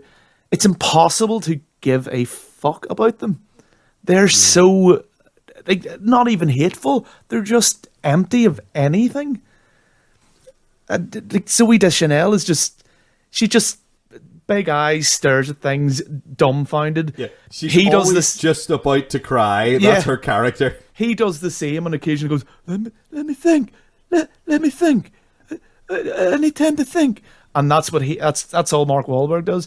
And the rest are just there to die. I mean, they get 2 teenage boys join them whenever they get separated. And then they dispose of them in the most just offhand, who cares way. They try to pretend they care by having him cradle one of them. Yeah. But then literally the next scene with them, they're like, yeah, that happened. The little girl is not fazed at all. She's just like, yeah, get me the fuck out of here, guys. Yeah, they start the movie off with her being like, oh, she's not going to have any lines because she doesn't talk when she's scared. She whispers to us, says John Leguizamo. I guess that's an attempt at some kind of character development that falls flat, that's supposed to be happening throughout the movie, where Zooey Deschanel and the child, who are supposed to be so similar, are like bonding throughout the movie. They have this really obvious shot of them holding hands at one point that just feels contrived as fuck. And then like she doesn't speak to anybody, but then sometimes she'll whisper to Mark Wahlberg because I guess she trusts him now. Yeah. And it's like all the character development is sort of attempted to be done through this child, and it doesn't work. It just comes off as flat as fuck. There is zero character development at all. It's like that's why they put the tiramisu guy in. They put Joey in. Like, is this guy like? Because you're supposed to think that she's having an affair, because she keeps getting this call from someone called Joey who shows up on her phone, played by M. Night Shyamalan. Apparently, I was going to say the same thing. He has a credit. Now, I don't think we hear Joey throughout the entire movie, and he's not on screen. So, in what way he played him, he just imagines that he had tiramisu with Zooey Deschanel. I think he typed the word Joey into the phone, maybe, and thought, oh, that's me then. I must be Joey. Yeah. So that comes to nothing, because it's like, are you having an affair? And it's like, we had tiramisu. Yeah. What? Who just goes out and has tiramisu? Like, you go to dinner and then you have dessert. You don't just go out and get a dessert and then go home. Well, I don't know how people do it in Philadelphia. That's where they're from, isn't it? Yes, it's Philadelphia. They make a real big point of pointing out that they're in Philadelphia at the beginning, and they have an obsession with geography in this movie that is tedious. Well, they just keep talking about all that's these the places. only thing that's tedious, is it? Well, no, I didn't say it was the only thing that was tedious. I would say pretty much the you know how we when we looked at Ringu, we said that like one word that really summed up that movie was subtle. I think the same can be applied with The Happening, only the word is tedious. Everything in it is tedious. The dialogue is tedious. The direction is tedious. The story is tedious. Yeah. Everything about it, even the times it's trying to show you. There's a few times where it kind of almost gets good, where it's like these inventive ways of people killing themselves because of the spores or whatever the plants are doing. Then they start cutting that. They start cutting to people's faces, describing what's happening, and the most egregious one is that woman on the phone. They're at a crossroads because everyone's trying to escape in different directions. Everyone who's been escaping from all the towns, because it's all happened at the same time, all exactly show up at this exact crossroads all at once. Yeah. And the woman on the phone with her daughter, and she's kind of going, oh, just stay indoors, blah, blah, blah. Mark Wahlberg keeps interrupting, and like, I don't know why everyone just screaming at her about, like, ask her this, ask her that. And then she's really like cooperative with him. Like, there's a man here and he wants to know if things are going wrong there. Don't worry, he's a science teacher. Don't worry, he teaches science apparently, and that's all he is. But then when the daughter starts going crazy, because the mum goes, what's wrong with your voice? You sound different. And all this, Mark Wahlberg grabs the phone, and his line is, oh my God, I can hear the wind outside. Yeah, oh, I can hear the wind. Yes. It's the wind that is bad. It's so tedious. Everything about it. It's only about an hour and a half long, and it feels like it's about 3 hours long. It feels like it's going on for. Even the behind the scenes thing that I watched, which was about 11 minutes, maybe a couple of seconds over, felt like it was an hour long. John, you're doing God's work, though. You're doing God's work watching that, so I don't have to. And it gave me nothing. It was literally just... I think it made you more mad at M. Night Shyamalan, if that helps. Well, that's true, yeah, it did. It filled me full of rage. Yeah. That is actually the virus from 28 Days Later, is you just watch the happening and then the making of. Mad. But John, what about my lemon drink?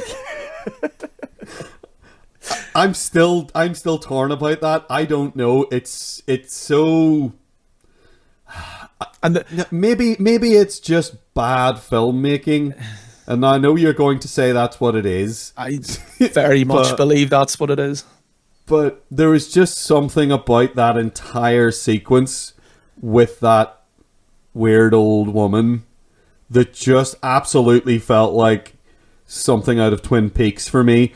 And like, you know, I guess you see David Lynch do that and you're like, this is masterful. This is amazing. This is freaking me out and it's creeping me out and I don't know why, and it's confusing, but I want to see where it's going and yada yada yada. Now I did kind of see, I want to see where it was going, I suppose, but it didn't really go anywhere is the problem. Well, that's just what I was going to say. Yeah, I was just going to say, like, that's all well and good, but nothing's ever paid off. She goes out at the garden, gets happened or whatever. Yeah, she gets happened, and then they have that dramatic scene where she just tries to put in all the windows with her face. Yeah, which, you know, okay, you can explain it away that it just makes you go crazy or whatever, but she has no reason to do that. She could have just like stuck her head onto the fence or something like that. You know, there's so many different ways she could have killed herself that I don't know why they decide for her to smash her face through the windows. But drama. Somebody had that idea. Somebody had the idea of like, what if you suddenly went mad and wanted to kill yourself and whatever was around you, and the first thing they saw when they looked around the room, the writer's room, was there's a window. Yeah.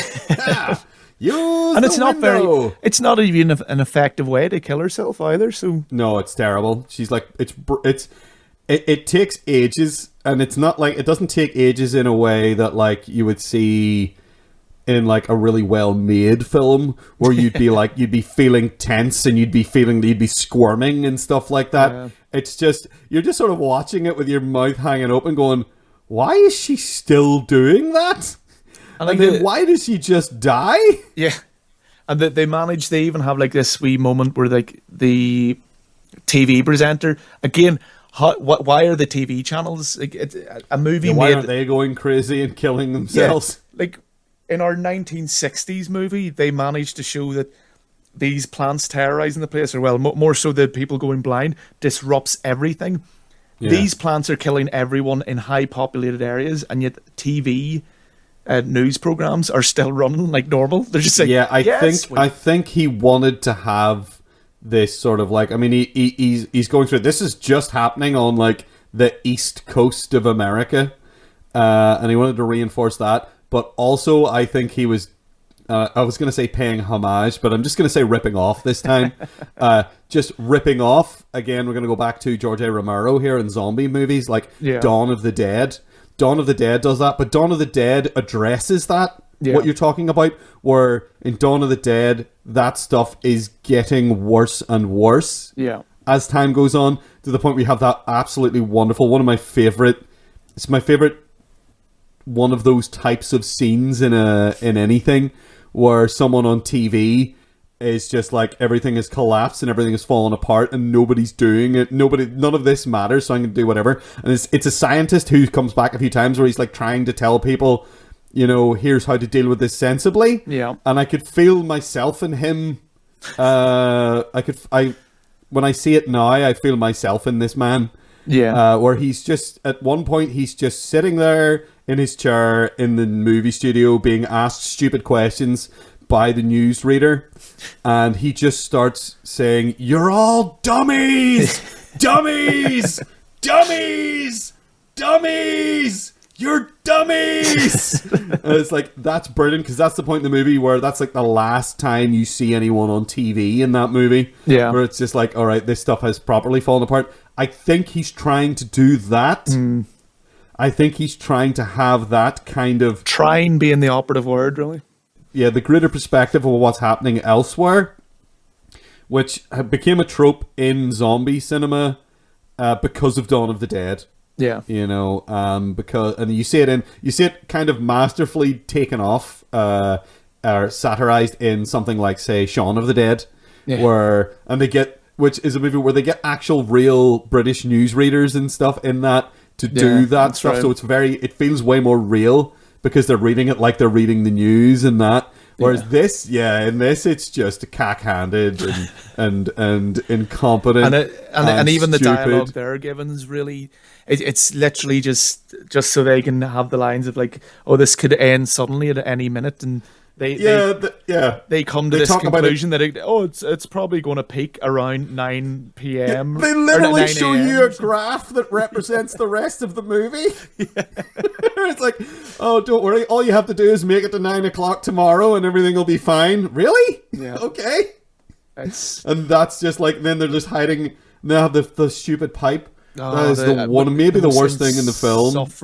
The most insufferable lines of dialogue they save for the end. Yeah, so he's in the house after the woman has like tried to smash her face open on all the windows and killed herself, and he's woken up. Like, again, they try to create tension in that scene by him waking up in the morning, and Zooey Deschanel and child are nowhere to be found. Yeah. And he's walking around and shouting for them. Well, he's not really shouting for them. He's just speaking. Yeah. And like, he should be a lot more concerned, because this woman that they've been speaking to, again, it's a surrealist Lynchian nightmare. Sort of the way she behaves is really odd, and she gets angry all of a sudden at one point as well, which implies that maybe she is dangerous. But he's not that concerned when he's walking around looking for them, but they try to build tension by him trying to find them. And then you have the woman smashing her face in. And then once that's done with, once they're over the woman smashing her face in, then it's like, oh, I hear their voices. Oh, they're playing in a weird minging shed outside with, is it frogs or something? Frogs, yeah. But he can hear them clearly, as clear as a goddamn bell, through this weird pipe that is sticking into the wall. I'm more just shocked at that pipe, because it's clearly been there for years, for decades. Yeah. Nothing has clogged that pipe up that they can speak clearly through it. Well, it doesn't seem to have a purpose. Nothing seems to go through that pipe. Yeah. It's a weird pipe that comes out in a stairwell in her house and leads from a stairwell in her house out into a weird sort of outbuilding. Maybe she had a washing machine out there or something. Maybe that's where she kept her washing machine, on this weird landing, this weird tiny landing on the stairs. She kept the washing machine there because that's plenty of room.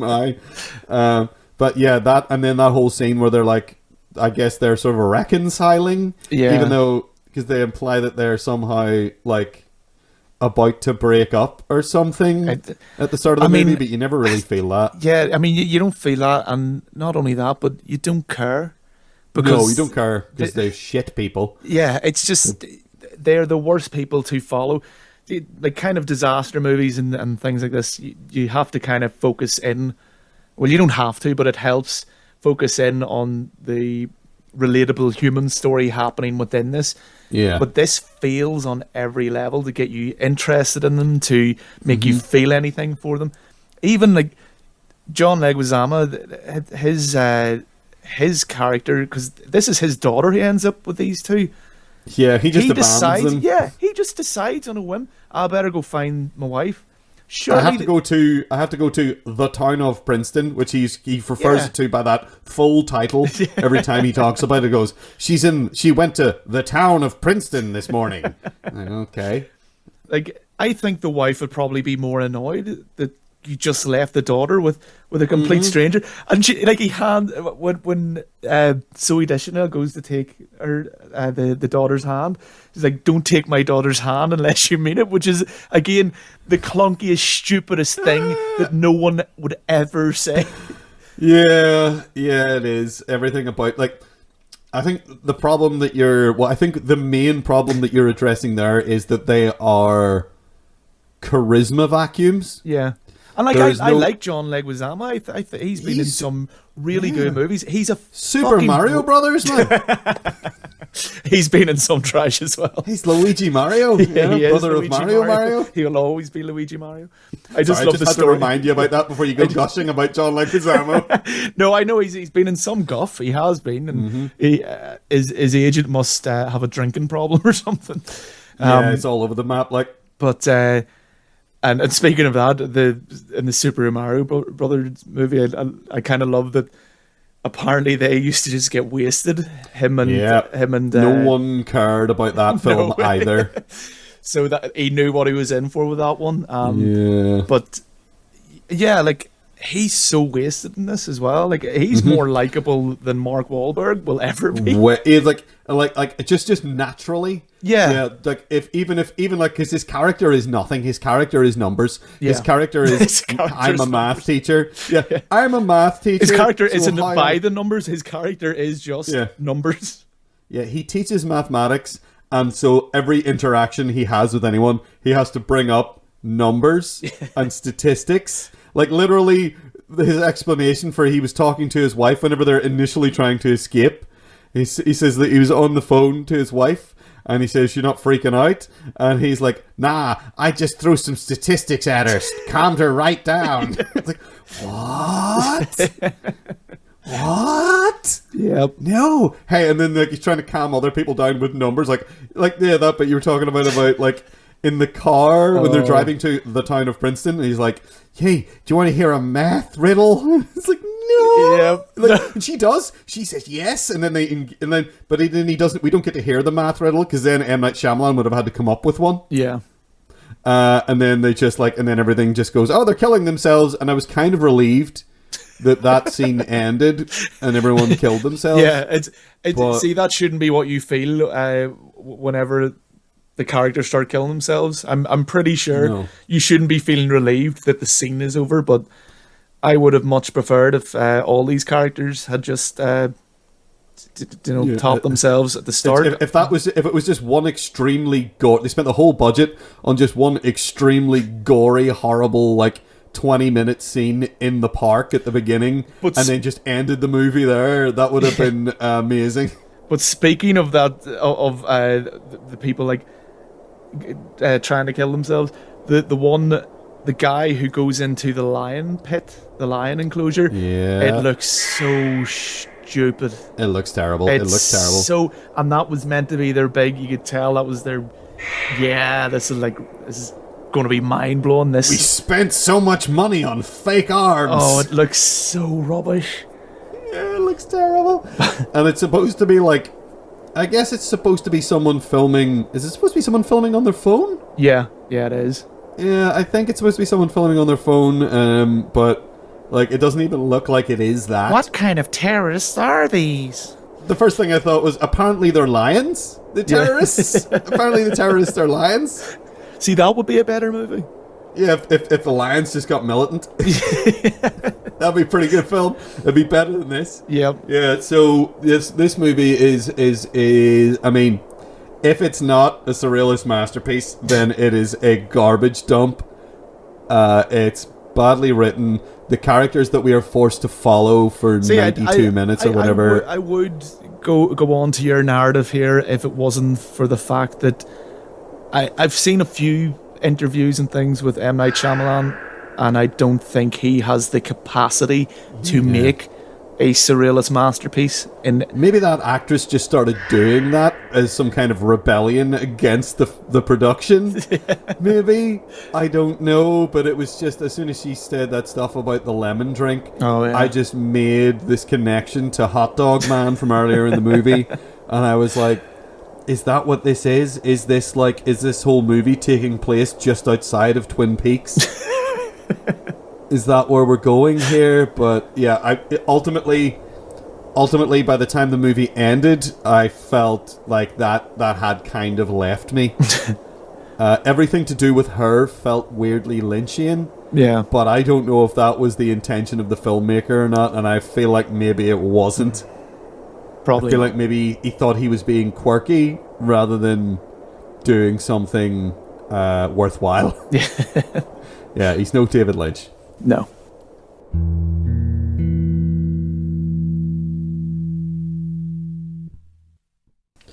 Okay, now on to our final animated plant spectacular.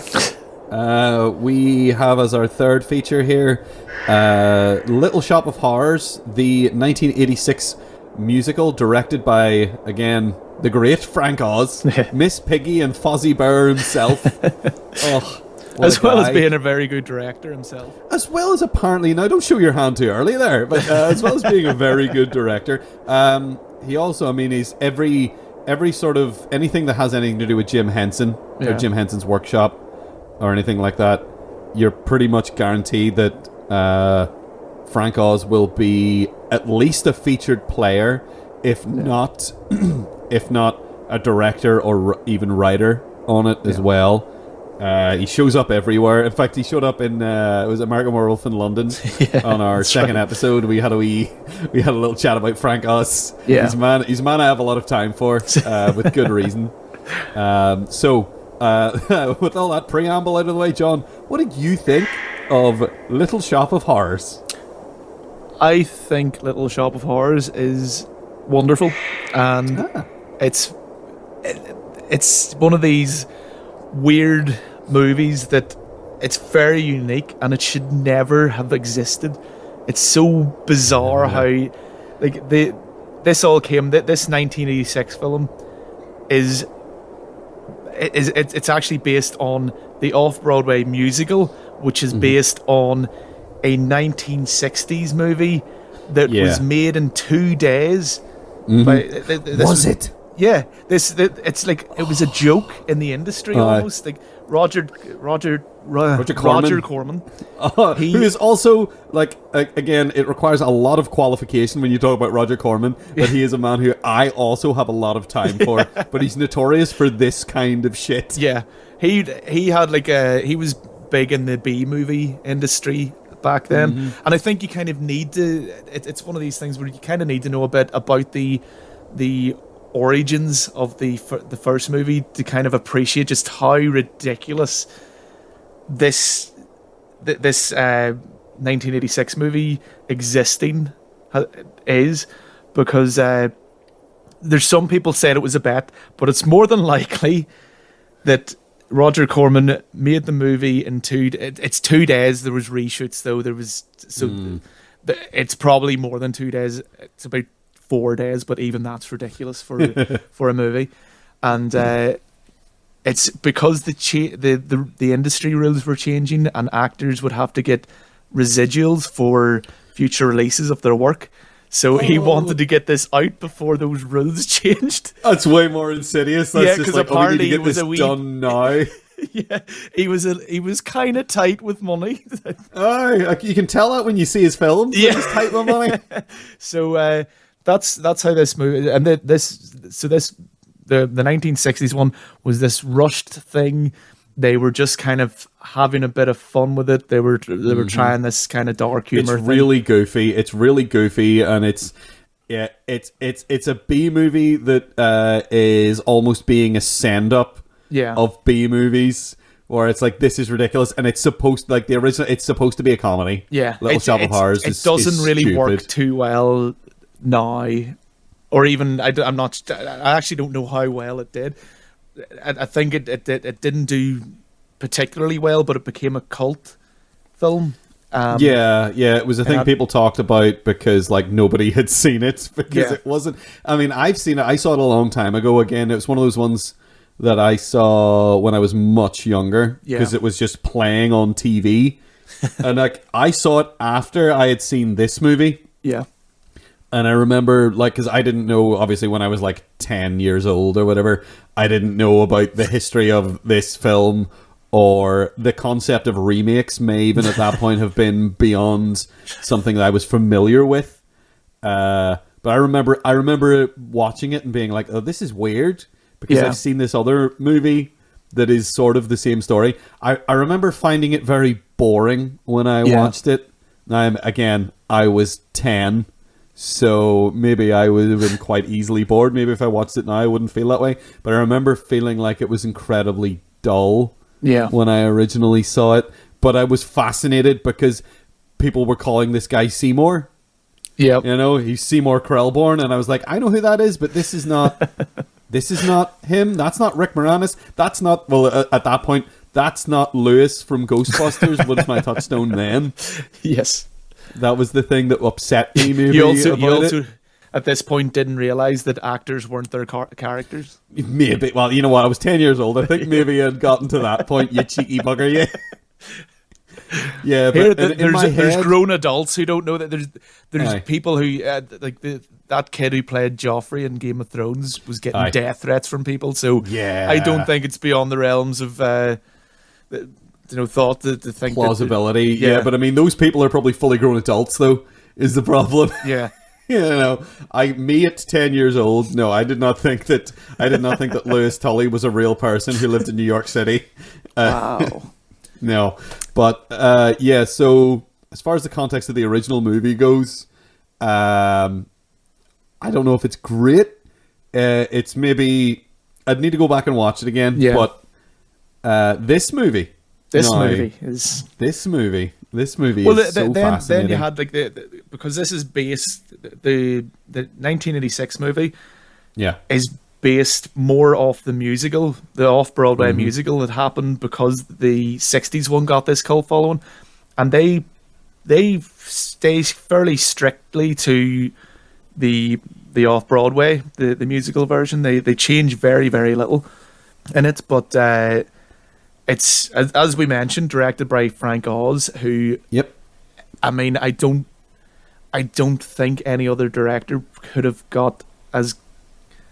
done it as good because he's so because he's actually a puppeteer, so he knows exactly how to go about filming Audrey 2, which is what they call the plant. And this, as it grows, it becomes more and more complex as far as the puppetry work. I think at its biggest stage, it has about 50 people work. Have you seen like the behind the scenes thing for this? Where I haven't seen the operating of the puppet, but I imagine in my head, I imagine it's a lot like when you see that extra stuff on like Return of the Jedi of the guys inside Jabba the Hutt operating him, or when you see the extra features of The Thing, which I've seen many times. Here we go, John Carpenter's The Thing again coming up. But when you see John Carpenter. That's the jingle. Good stuff. I'm gonna rip that out and sample it and turn that into a thing. John Carpenter.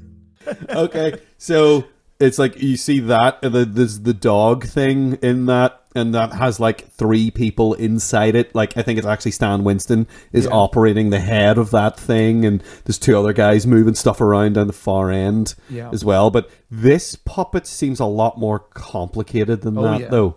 Like way more complicated. Even the lips on the when it's a big, it's like about what 15 feet at one point. Like by the time you get to the end of the film, it's friggin' huge. It takes up the whole room. Yeah, and they do such a good job of lip syncing it with Levi Stubbs giving a wonderful is so good. His vocal performance is brilliant. Like his singing is brilliant. As you would expect. Yeah, you'd expect the dude from the Four Tops to be able to friggin' sing like Four Tops. Most people would know the Acapulco song, "Going Loco Down Acapulco," but he has such a great voice, and any time the plant is singing, it's just golden. It's just great. It cuts through everything else like a knife. Yeah. When he starts singing, you're just transfixed. Even whenever he's just talking, I think he's brilliant. He's got this great he sounds evil. It's like when he's like, me. Yeah, exactly. Like, hey, man. He's doing that all the time, and he sounds amazing. His voice, there's something about his voice is just incredible. Yeah. And yet when you see it paired up with this huge thing that, again, like you were saying before, the lip syncing, the way the mouth moves when he speaks is incredible. Like, it really is just this. It's one of the best puppets. Yeah. That you could probably ever see. It looks like it's really talking. I mean, like, you look at a Muppet, and they do a lot with an individual Muppet with just one person's hand inside it. But, you know, if you were to look at a Muppet on what's the Muppet Show on mute, they do sort of. If you look at the Muppets on mute, you would think they're just sort of saying ma ma ma ma ma ma ma ma ma ma ma ma because their mouths are open. And they do a lot with like knuckles and stuff to like change the shape of the face and stuff for emotion and stuff for the Muppets. But with something like this is a whole other echelon. Like, even it's got like the corners of the mouth like curl up and move when it's angry and when it smiles, and like the lips are able to purse. Yeah. And even when the grins, even with the smaller puppets, even when Audrey 2 is tiny, they do such a good job of emoting with the lips and making it like it what do you call him? Seymour. Why did I forget the Seymour? Seymour. Just say Rick Moranis if it doesn't come to you. Everyone will know what you're talking about. For some reason, my mind just went blank. I mean, of everything, you should know Seymour. Seymour accidentally cuts himself, and a bit of the blood falls into the plant's mouth, and it starts like kind of doing this like wee pursing the lip thing, and that's so creepy. It's really creepy, but it looks so good. Yeah, it's the way it is doing that little sort of, you know, it's just it's so horrible. There's like a really good moment where he kind of puts the finger that isn't cut up to it, and it kind of like turns its nose up really diva-esque. Yeah, it's like it's like it shakes, it turns away, crosses its wee leaves like arms, and shakes its head like no. Yeah, it's so good. Yeah, so the puppetry in this movie is probably some of the best you would ever see. Yeah, in film. There are plenty of other amazing puppets throughout the history of film. I mean, again, I keep talking about The Thing every time I can, but the puppets in that movie are incredible. The puppets in that movie are incredible, but this plant is on another level with just expression. Yeah. You know, in The Thing, it mostly just has to be angry and threatening. But, like, the puppetry in this movie is just, like, I mean, you can read the expression on this thing's face. Yeah. When it's lying, you can tell when it's lying. When it's being deceptive, you can tell when it's pleased. You can tell when it's angry. You can tell when it's, like, excited, which it is a fair bit, you know, whenever it sees things, and whenever it knows that whenever it's like wrapping Seymour around its finger for a better, Rick Moranis actually said that, and I mean, this could just be, you know, trying to sell the movie a bit more, but he actually said he kept forgetting that the plant wasn't another kind of actor, to know that it was like 50 dudes doing all this puppetry. So he would do a scene with the plant, and he was saying that it felt real. It felt like it was responding to you the way a person would. So, but I mean, I would believe it just from what we're saying. You know, it's such an and all it is really a mouth, but it's so expressive with it. And it's a mouth. You do get some stuff with the leaves do move around. Yeah. And that helps a little bit, but it's mostly just, it's the way the bulbous head moves about, and the way its mouth changes. Like, it's no eyes, but you almost feel like it has eyes. Yeah. But there's no eyes on there. There's not even like the hint of eyes on there. No. It's just this blank sort of egg shape. So that on top of Levi Stubbs, and I can't stress this enough, his amazing vocal performance, because he's such a singer. He's incredible. he's such an incredible singer. But even just like when, like what you're saying of, those things like "feed me Seymour," when he's like "feed me Seymour," he puts so much into it. Like it's so good, and there's so many amazing vocal performances in this movie that if you're in any way musical, you will appreciate this movie on some level, because even the people who can't sing do all right. Even like Steve Martin. Steve Martin's not a great singer, no, but he does all right, and it kind of works for his character. Yeah, because Seymour, friggin' Rick Moranis isn't a great singer. He's competent, he can hold a tune. Right. Yeah. Although I have to say, the girl that plays Audrey is also incredible. She was actually on the Off-Broadway thing, and they kind of wanted her because she just fit that role so well. Like, and it's so funny. It's the juxtaposition of like when she talks, and it's this. Yeah. Sorry, Mr. Mushnick.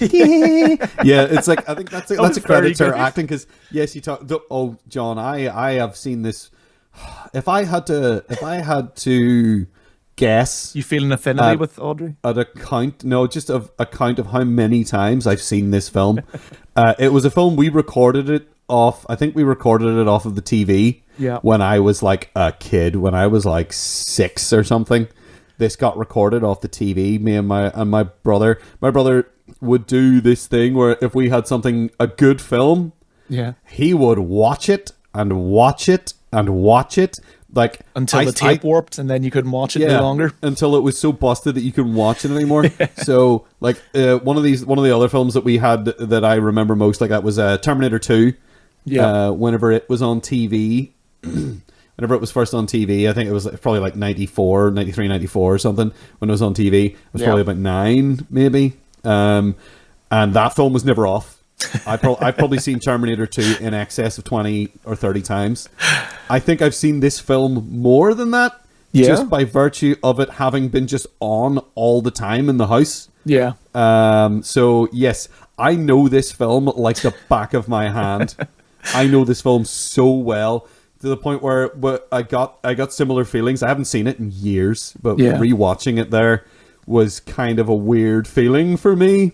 And we should at this point it's probably the first time I watched it without my brother in the room, to be honest, which is strange. He was there in spirit. Yeah. We should mention that it's the director's cut that we actually watched this time, because there's quite a substantial difference. It's very important for our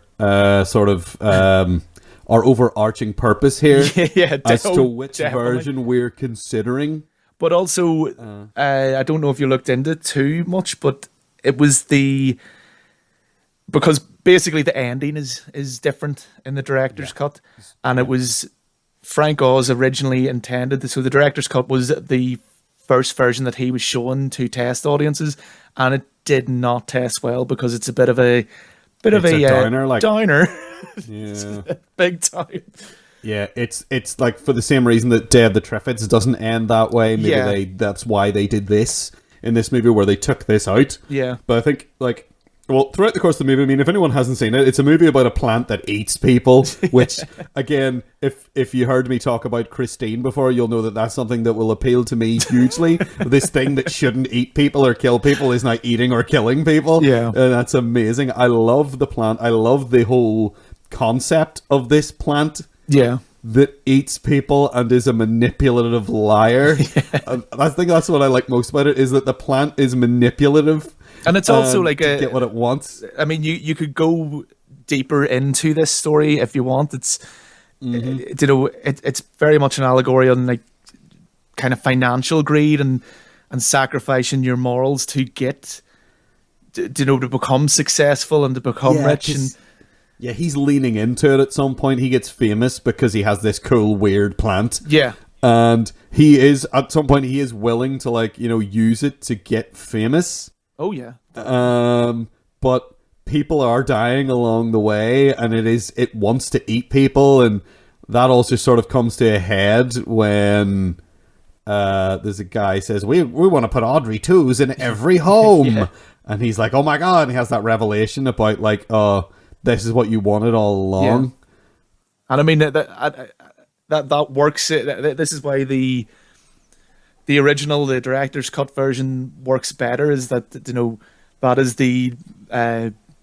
this greed spreading throughout America. Everyone wants this.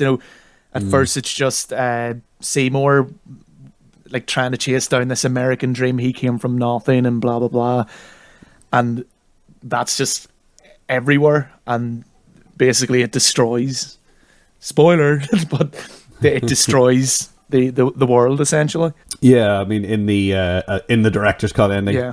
I have to say, so I mean, it goes through the whole film. Like he's always trying to justify what he's doing and why.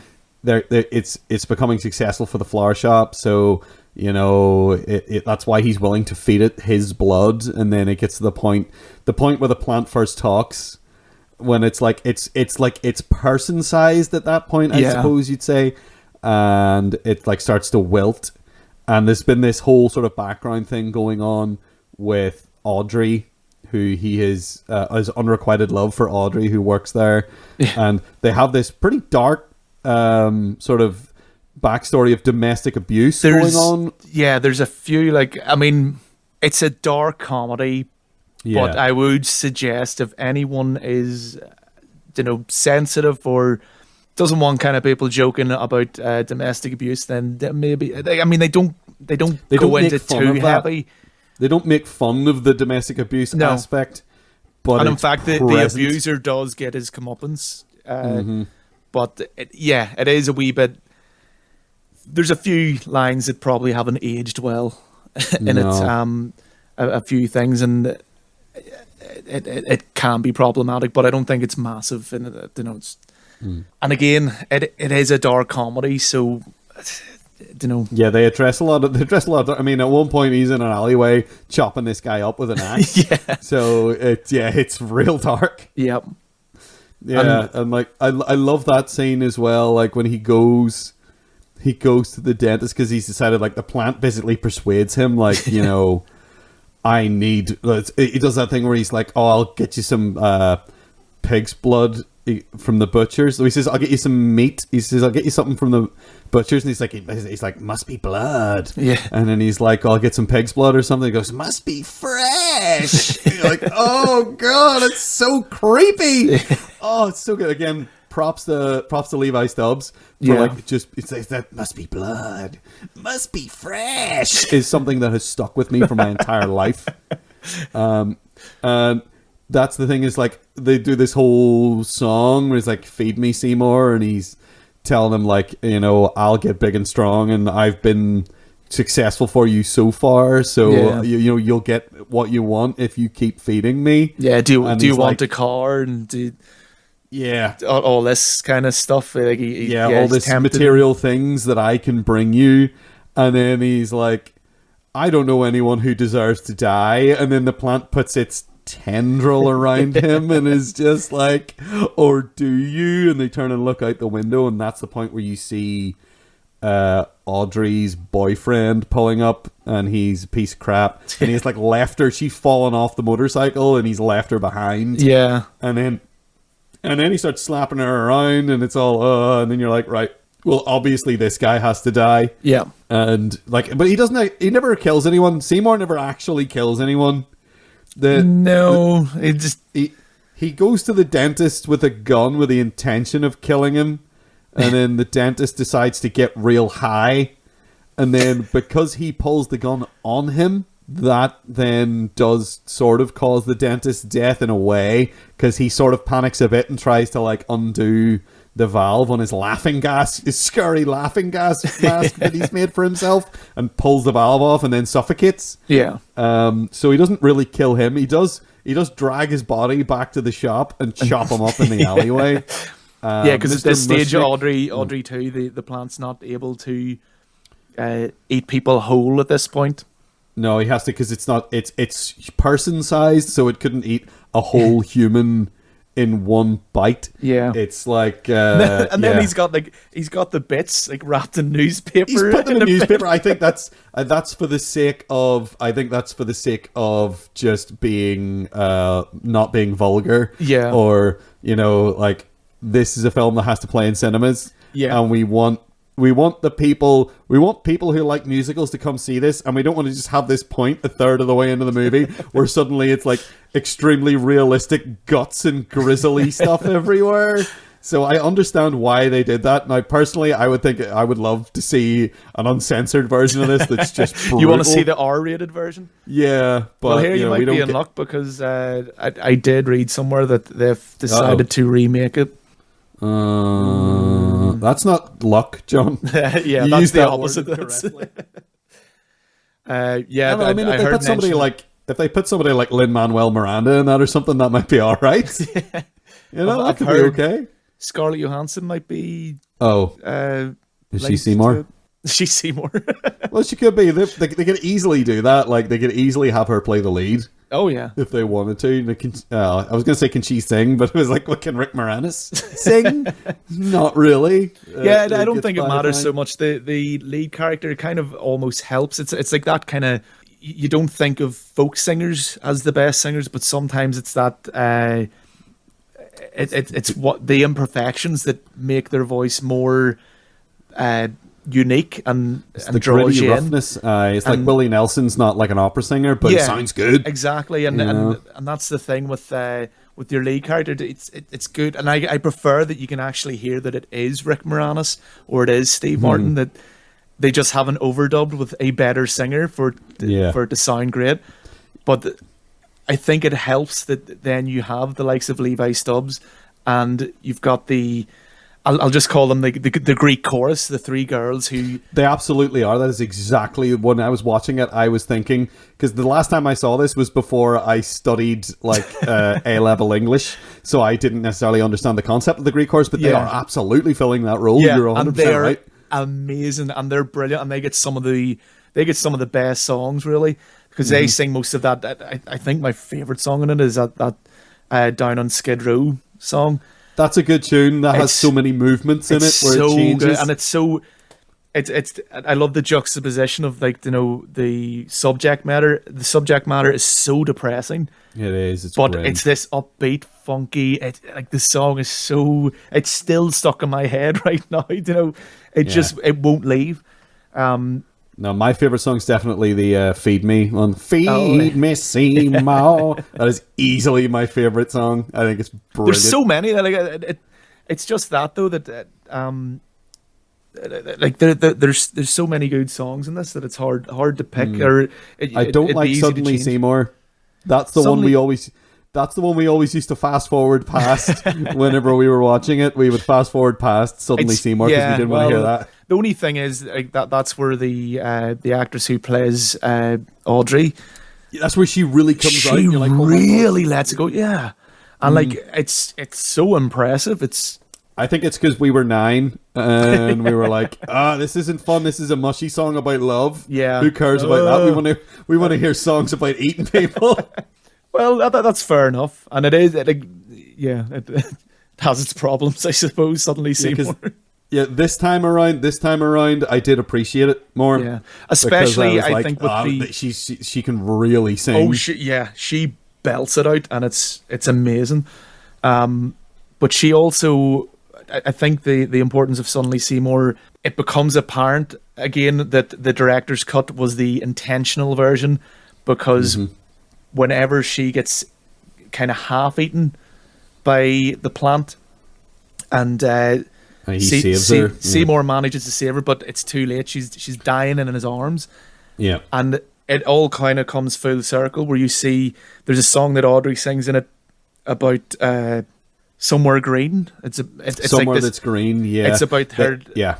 Kind of wanting to go out to the suburbs, and it's this idyllic 1950s step 40 and wife. Exactly, but it's like trying to present that in a positive light. This is something I would love. I would love to be the Stepford wife. I would love to, like, here I am in my apron, and here's my newfangled amazing microwave oven or whatever, and Which like taken... like my big ginormous 12-inch screen, the TV, yeah, tiny that's TV. such a good line. It's wonderful. That's a really clever line. Yeah, and everything looks like something because I think she's got a catalog. Yes, exactly. That she's looking at, and then she imagines herself literally in the house in the catalog with all the stuff from the catalog there, and I think it is extremely like idyllic 50s friggin' nuclear family. Like they have a girl and a boy who are kids who are basically like just them. Yeah, they're just clones of them. But I think the really good thing about that song is that taken in a vacuum, that song could come off completely the wrong way, where even like me and my wife were kind of laughing and going, really that's her big dream, is this kind of thing of but like the character of Audrey has such a horribly low opinion of herself. She has terrible self-esteem. That's how they try to explain the fact that she won't break up with her boyfriend, partly because she's scared of him, and partly because she literally says that she doesn't deserve anything better. Like whenever someone's like, I think it's is it the chorus? The girls from the chorus maybe say to her something about like, what about Seymour? They're hanging out in the street and like, what about Seymour? He seems nice. He's like, oh, I don't deserve someone like him. Yeah, and you're like, what?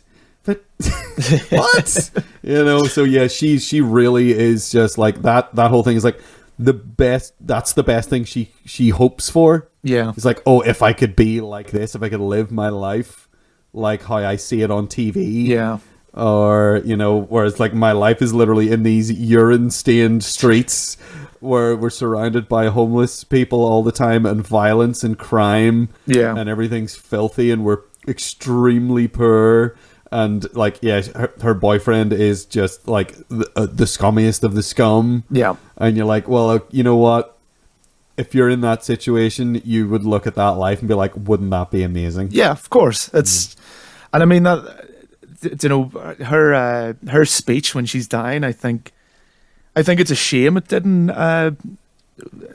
work well with the focus groups or whatever, the test audiences. The test audiences, the entire concept of test audiences. Yeah, it's just antithetical, I think, to good filmmaking. Yeah, exactly. Because I think the director's cut works better because all that stuff, her Somewhere Green song comes back, the Suddenly Seymour song, kind of like all these things kind of come back into this last wee speech she gives, because she kind of says, no, you should feed me to the plant because then you'll become successful and blah blah blah. Yeah, and I'm not worth anything and better anyway, and at least I'll finally be somewhere green. And you're like, oh my god. Yeah. And that song makes sense later when you look back at it and you're like, it's grim. But if you watch the bastardized version, the theatrical cut, yes. The theatrical cut, then you will lose that. Or I suppose it takes a different meaning that she does get that. In the original ending, that I remember, they do end up in that literal somewhere that's green place. Like, I think in the original version, you don't get the scene where he carries her back in and feeds her corpse to the plant. No. What happens is, like, it's inferred that he saves her and she's not dying, and then he leaves her in the alleyway out the back. Yeah. And then goes back in. And at that point, then it's like, it's that Mean Green Mother from Outer Space song happens, and there's like it's wrecking the place and there's a gas leak. I think it breaks a gas pipe. And then basically he blows the place up and kills the plant that way, and the plant is dead. And then you get this scene at the end where they're at this somewhere that's green place. It's exactly the same set from her little fantasy. Yeah. It's that house and all that. It's them walking up and being like, yay, here we are married, just moving into our new home.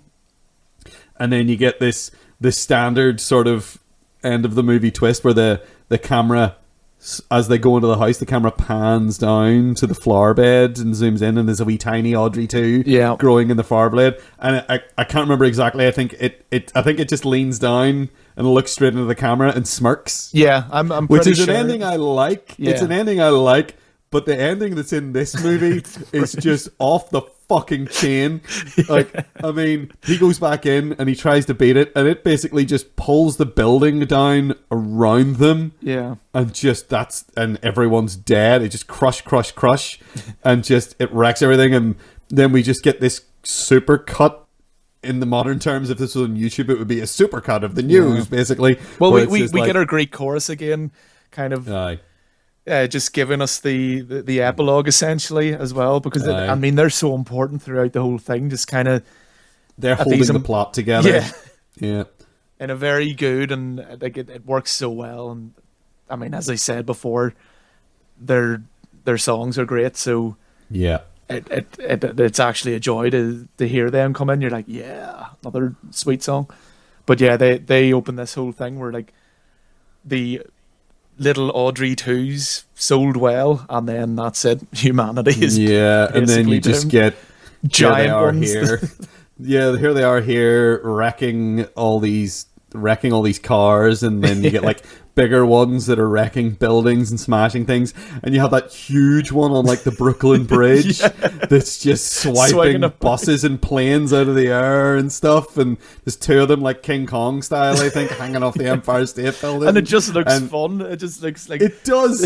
It's ridiculous. They're having a great time slaughtering humanity, and it's kind of really, really fun, and it's a really good ending. Yeah, you can see why a movie studio would look at it and be like, ooh, no, you can't have that be the ending. But I look at that and I'm like, that's brilliant. They are smashing everything up. They are wrecking house. They are laughing the whole time. It's all Levi Stubbs, mostly just laughing, like this real great guttural belly laugh as he's smashing things up and crushing people and knocking buildings over. Oh, it's friggin' brilliant. Yeah. Because the other endings I do remember feeling like the original ending being weirdly anticlimactic. Yeah. You know, it feels like a bit of a down after that Mean Green Mother from Outer Space song. Yeah, because it feel like they're going to escalate, and then it all just sort of ends. Yeah, it just petters out into nothing. Yeah. But, I mean, we didn't even talk about, there's a load of, like, kind of secondary characters, like wee cameos almost in this. Yeah, you got Christopher Guest. Christopher Guest from Spinal Tap comes dondering in. He's my favourite in it. He only has what a strange and interesting plant in the window. Yeah, because like, what is it? They're like, he has his little plant, and the plant sucks. It's like a wee small tiny plant, but it does look weird, and they're like, that's not going to do anything. Yeah. No one's going to come in just to look at that. And as soon as he puts it in the window, Christopher Guest comes bursting in. He's like, I saw that plant in the window and I just had to come in. What is it? Yeah. And then he's oh, well, while I'm here, I'll buy $50 worth of roses. Yeah, but like his performance is so good because unlike with The Happening, he's meant to come off as very unnatural. Like, yeah, he is talking like no human being talks. His smile and his big wide eyes are so scary, but he's so intense. And you're just like, it was great. As soon as I did not make that connection. I guess like since the last time I've seen this, I hadn't seen Spinal Tap maybe when I was 10. So I was like, as soon as he came walking in, I was like, that's Christopher Guest from Spinal Tap. Amazing. And he's just doing this great performance. And he's fucking hilarious. And you're like, okay, right, this is going to be as good as I remember, isn't it? And that's about where I really sat back and I was like, right, here we go. Yep. I'm in for the ride now. Yeah. And Bill Murray. Like Mr. Mushnick. The guy who plays Mr. Mushnick's great. Bill Murray has a very small part. Very small. But holy shit, if he almost doesn't steal the whole film in the one scene that he's in. Yep. Where he's just a masochist. He's at the doctor's office.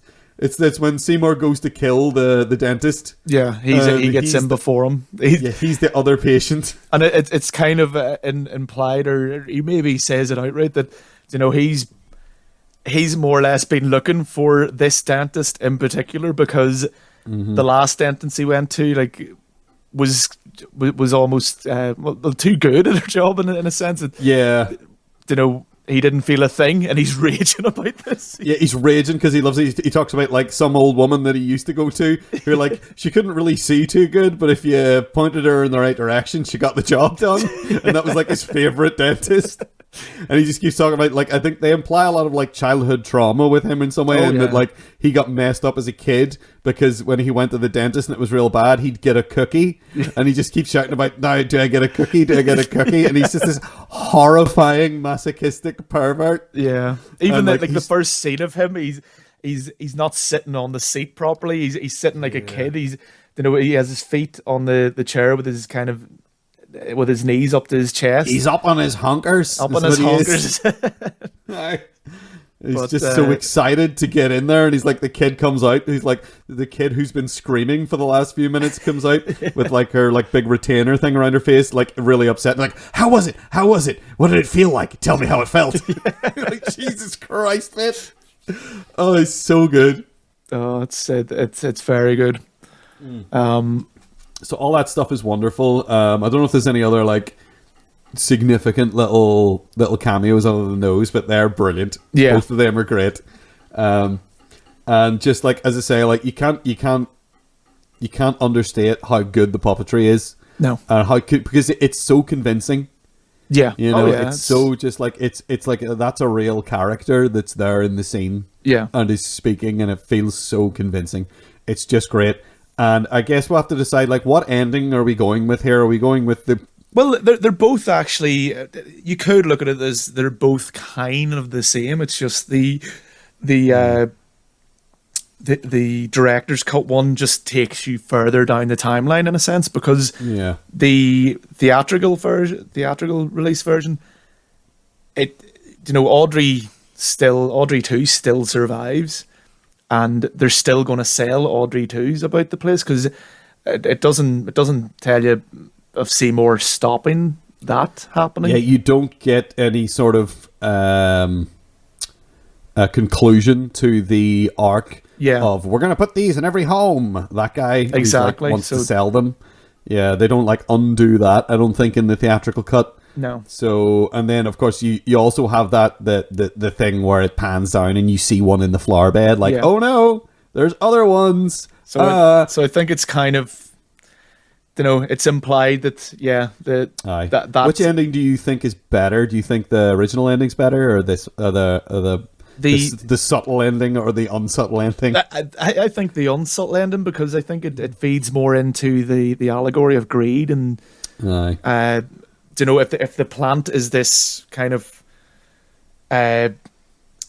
greed is the only word I can think of them. But if it avarice, that's a good one. Yeah. Oh, look at you with your words, Mr. Writer Man. Indeed. But read my books. If that's the case, then the fact that this is spreading through and that's what destroys the world makes so much more sense, because I mean, Seymour loses everything because the greed overtakes him. He loses he loses his own life, which is obviously pretty major. Audrey dies first. The only person in the world that we know of that he cares about, he loses to this plant. And even then, Mr. Mishnig is like a father figure to him. Yeah. And he's not he's not really, he's not cruel at all really to him. He might kind of maybe not be great with him, but... He's not great, but like he's a man who's living on a budget. Yeah, I'll say about Mr. Mushnick that his flower shop isn't doing well. No, and he's letting Seymour live there. Yeah, and he doesn't have a lot of money. He seems like a bit of a miser, but initially you might think he's a bit of a miser, but then you do get the impression that he actually just doesn't have any money. Yeah, I mean he's got a flower shop on Skid Row. Yeah.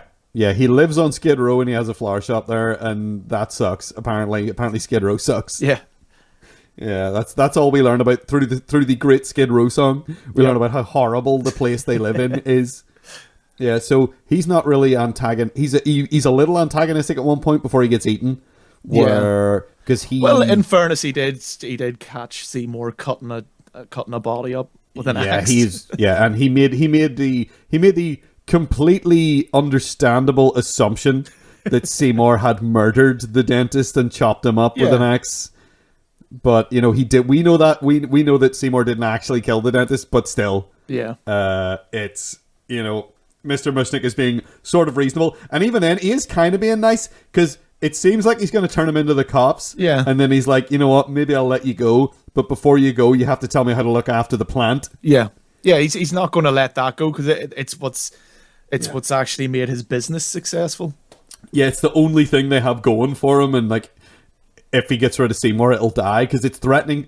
So many points in the movie where it's threatening to die because it's not being fed properly. And like, he knows that it's really sensitive. Yeah. But of course, Seymour's not willing to tell anyone exactly what he's feeding the plant. So, yeah. So he's okay, I guess. That is the point where he gets... I think they just make him a little bit antagonistic in that scene so that it's okay. It feels a bit more okay when he gets eaten. It's still messed up, though, because, I mean, if you look at this... if we look at this as adults now, you can see that Seymour has made an actual decision to kill him at this point. Yeah. Because otherwise you would just go, right, you know what it is? This plant eats humans. And he would just be honest with him and take you the would out. Just tell him, but he intentionally moves him back. He still does. And it's kind of a wee bit insidious because Seymour still, even after this, tries to kind of play off, his innocence. And, in a way, he's kind of fooling himself that, I didn't mean to, and, he's not taking responsibility. He's like blaming the plant. You're right. Yeah, that is actually a point in the movie where he does become directly responsible for someone's death willingly. He's got his hands up. The guy's got a gun on him, but he's walking towards him. Yeah, in a way that's making him step backwards. Yeah, into the wide open maw of this thing. While he's stalling him as well. He's he's vamping, he's making stuff up, and he's fumbling through his words to draw it out so he can have time to push him forward. Yeah. And then Seymour's a dick. Seymour. I've changed my mind about Seymour Krelborn. Oh. Yeah, the only character in this movie who comes off clean is probably Audrey, I think. Yeah, she has low self-esteem issues. Yeah, she has low self-esteem issues. She has the innocence of naivety, I think, going for her, in that she has no wicked intent. And again, in the theatrical version, the original cut, let's say, the downer ending cut, she is also willing to sacrifice her life to help Seymour a bit. Yeah. She's like, feed me to the plant. So I think she's the only person who comes off well in the whole film. Yeah. And she comes off almost unbelievably well in a lot of ways. It's like this woman is ridiculously nice and pure and lovely to everyone who's being shit to her. Yeah. So, I think my wife actually said at one point, you just want to wrap her in a blanket and look after her. By the end, my wife was... at the very when you first meet the character, going, oh god, that voice, and by the end, I think she was almost in tears at the whole death scene and stuff. So yeah, she's the kind of character that, like, you want to keep her indoors, not because you're like a crazy possessive weirdo, because you're afraid that something might actually happen to her if she's allowed to go out, because that's all that happens to her when she goes out of her house, is that just shit things happen. Exactly. Yes. Yeah. So I think Little Shop of Horrors is... Cause I'm not a big musical guy. Usually I don't like a lot of musicals. No. But this one for some reason speaks to me. I like this. There's a film by Takeshi Miike, who people might know as the guy who directs ultra-violent films, usually. Like Ichi the Killer is one of his, and it's brutal. But he did that film, The Happiness of the Katakuris, which is a Japanese movie about a family that open up a B&B in the countryside outside of Tokyo. And everyone who comes to their B&B dies by one means or another. That is a musical I like. I like this. And I guess I'm going to call, like, the South Park movie is a musical. I like that. Definitely. Yeah. And Team America is kind of a musical too, as well. And, like, I think of it's the subject matter and how it's dealt with as well. Like, we enjoy our dark comedies and things like that. So, and the music in it is more... In this movie, the music's more kind of like funky, and it's It's not a lot like of the bebop and R&B Yeah. kind of stuff going on, like it's not- 70s R&B almost. yeah, it's not like these orchestral pieces that. And I mean, I actually like a lot of orchestral music, but Yeah. musicals tend to be a wee bit.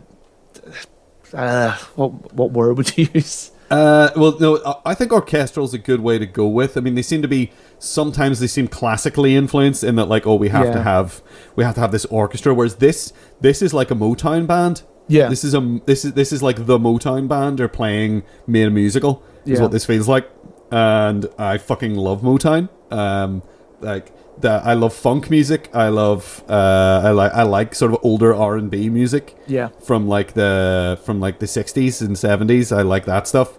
Yeah. So like I think that's a good thing. Like the style of music's pretty good. It has a bit of an 80s overproduced tinge to it here and there, where it is a bit but all in all, I think the music comes off really well in it.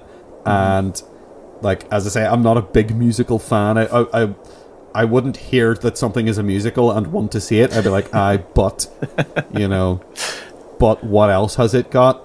Yeah. I'm not going to watch Mamma Mia. I mean, I'm not a big ABBA fan anyway. Maybe if I loved ABBA, I'd be like, yeah, Mamma Mia, but nothing else. I don't know. What about Anaconda, the musical? That would be wonderful.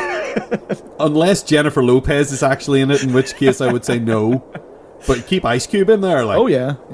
Keep Ice Cube in there, and I guess is it Matthew Modine in that movie as well? I think John Voight. I don't know this for a fact, but I bet John Voight has a terrible singing voice. He just doesn't look like someone who can sing. I don't know what that means. But I just he feel doesn't like look Voight. Like a good singer. No, he doesn't. I don't know. But I guess Pierce Brosnan was in Mamma Mia, and he sang at one point. And that's very amusing when you hear Pierce Brosnan sing in Mamma Mia. I've heard a little clip, and it was wonderful. But yeah, don't generally like musicals, not as a rule, but I just generally don't find them interesting. But this film in particular, I do. And I think that, for me, makes it somewhat unique, even in that aspect. Discarding everything else about it, I like the music in it. Yeah. And it does a good job of telling its story through song. Thanks mostly to actually the chorus. Yeah. When they come in and they like, here's what's happening, by the way. Here's what's happening. Here's a cool little tune to let you know what's going on. And let's go. And now a word from our sponsor. Hey Hookums, are you sick of the measly 15-year shelf life of powdered egg? Do you want an instant breakfast item you can also use as an abrasive rub to remove grease from metallic surfaces? Then you need egg dust. Now that the end times are approaching, it's more important than ever your storage pit is at maximum packing efficiency. Egg dust comes in cube-shaped packages, lasts for a minimum of 200 years, and has 80% less lead than the leading competitor. But don't worry, we left some in, so you'll still get that great lead and tang. Egg dust. It's no longer poisonous. Okay, so the Cacti, I believe, is that officially the plural term? Plural. Yeah. I feel like I read some stuffy essay by somebody saying that, oh, actually it's cactuses because the word cactus is in fact not from the Greek or the Latin or whichever one that's supposed to be. Anyway, okay, I'm just gonna sound ignorant here and say, so the cactuses. The cactuses are now surrounding us in a circle, and they're just sort of standing there. I think they're waiting for something. So we need to get the down to brass tacks, and we need to do it now. So let's let these cactuses know which of these films is the best film. Do you think? What's your favorite of these three? I would have to go for Little Shop of Horrors for my favorite. Favorite to watch. Okay. Yeah. Favorite to watch. It's definitely and listen to. Actually, yeah, that's totally legit because the music's really good. Experience, pretty much. Indeed. But yeah, I just find it's just such a joy to experience this movie, and the music's still stuck in my head, and performances are great. There's Welcome to my life, John. The music from this film has been stuck in my head for 30 years. It's one of those ones that, yeah, like, it could be 15 years that you haven't seen the movie, and a wee tune will get stuck in your head, and you'll be like, where's that from? And it'll drive you mental for probably the whole day until you realise that's Little Shop of Horrors. Yeah. But just find yourself belting out Suddenly Seymour in the back garden. You're like, what's that from? But it's just very enjoyable. I mean, Day of the Triffids is a close second for me, but the few problems that we brought up with it, kind of were just enough that Little Shop of Horrors kind of edged it out. Yeah, I'm not sure. Little Shop of Horrors is great. Yeah, don't get me but wrong. The Happening is your thing. But The Happening is a surrealist masterpiece. Yeah, well, that it's the only one that you did refer to as a masterpiece. So I know. I have to assume that's. Remember, John. I see you there. And my lemon drink. It's gonna stick with me forever now. No, so Day of the Triffids. I really like Day of the Triffids. Just because I don't know if it's because I've seen it now. When I look at it, I see how much of an impact it had on films that would come later. Like, I look at Day of the Triffids and I see 28 Days Later, I see Night of the Living Dead and Dawn of the Dead in there. Yeah. Like, really stark and clearly. I can see scenes, there's shots in that movie where I'm just like, that was in Night of the Living Dead. This exact scenario happened in Night of the Living Dead. The part where they look out the window at the fence and see them all gathered around is basically like Night of the Living Dead. They do that in Night of the Living Dead where they stand at the window. Zombie movie. I mean, that's always like a staple. Is like you see a big horde of them. I mean, in The Walking Dead, that they had so many shots like that. That's the only time these things are a threat is when there's a large. When they're in a group, which is informed. Like, I feel like they're being informed by George Romero. Yeah. But George Romero was being informed by this. There's a link in the chain that he's the link in the chain that brings it into that kind of cinema. Because like before this, the zombie cinema, that it was not like George Romero was the one who established the zombies as this thing. Yeah. This is what a zombie is. Because before that you had like zombie stuff going on and the stuff whether you would confuse like zombies and vampires maybe, or whether a zombie is maybe like just a reanimated corpse. Is it a human who's been enslaved by some kind of hoodoo magic or something like that? And it's George Romero that established that kind of zombie. Yeah. Of this is a mindless thing that is a reanimated corpse that now of course in Night of the Living Dead it's not brains, it's any living flesh. They just want to eat people. Now there were other sort of B movies that did go like, they want to eat your brains and like Astro Zombie, stuff like that. You got like shit, but George Romero really solidified the zombie as this. But you can look then at Day of the Triffids and be like, well, he took a lot of that from this thing about plants. Yeah. The way they behave, the way they're mindlessly attracted, like in this film, in Day of the Triffids, they sort of established that they're sort of attracted towards sound. Yeah. And they're moving towards people. Though in a lot of cases, they just seem to be generally moving towards where people are. Well, which, I suppose. Because they're not in that house making a terrible racket. They look out the window and they have exactly a very similar scene in Night of the Living Dead where they're looking out the window and they're like, what are they doing out there? And it's like they're just milling around. And Dawn of the Dead as well, it's like they talk about like, why are they coming here? Because like in Dawn of the Dead, they're in the shopping mall and they just have this constant flow of like every day more and more of them just sort of show up. And I think that's directly influenced by, you got that scene in Day of the Triffids where they look outside the Spanish villa and they're like, where are they all coming from? Why are they all just gathering around us? And they established the sound thing, but at the same time there must be something else to it because like it doesn't make any sense. So like that informed all this other cinema. Now I guess when I think about how much I enjoyed each of these movies, I maybe am leaning towards Little Shop of Horrors. Yeah. Well, see, because it is thoroughly fun and joyous, like you were saying. There's a joy to everything in this movie, even the sad songs. I mean, that's sort of Hollywood. That's Broadway musicals, are sort of like that in a way, like consistently. I mean, Little Shop of Horrors. It's one of those movies that it passes once you're at the end, you're like, what? Is that it? Is that really an hour and a half or however long it may be? It's just gone. Yeah, and you're like, oh my god, I could have watched another hour of that, which is the complete opposite of The Happening. Yes, we're not even considering The Happening, I don't think. But the only thing with the Triffids, and I really did, especially as you're saying, kind of coming to it now where we know a bit more about cinema and things like this than we would have maybe when we had first seen this movie.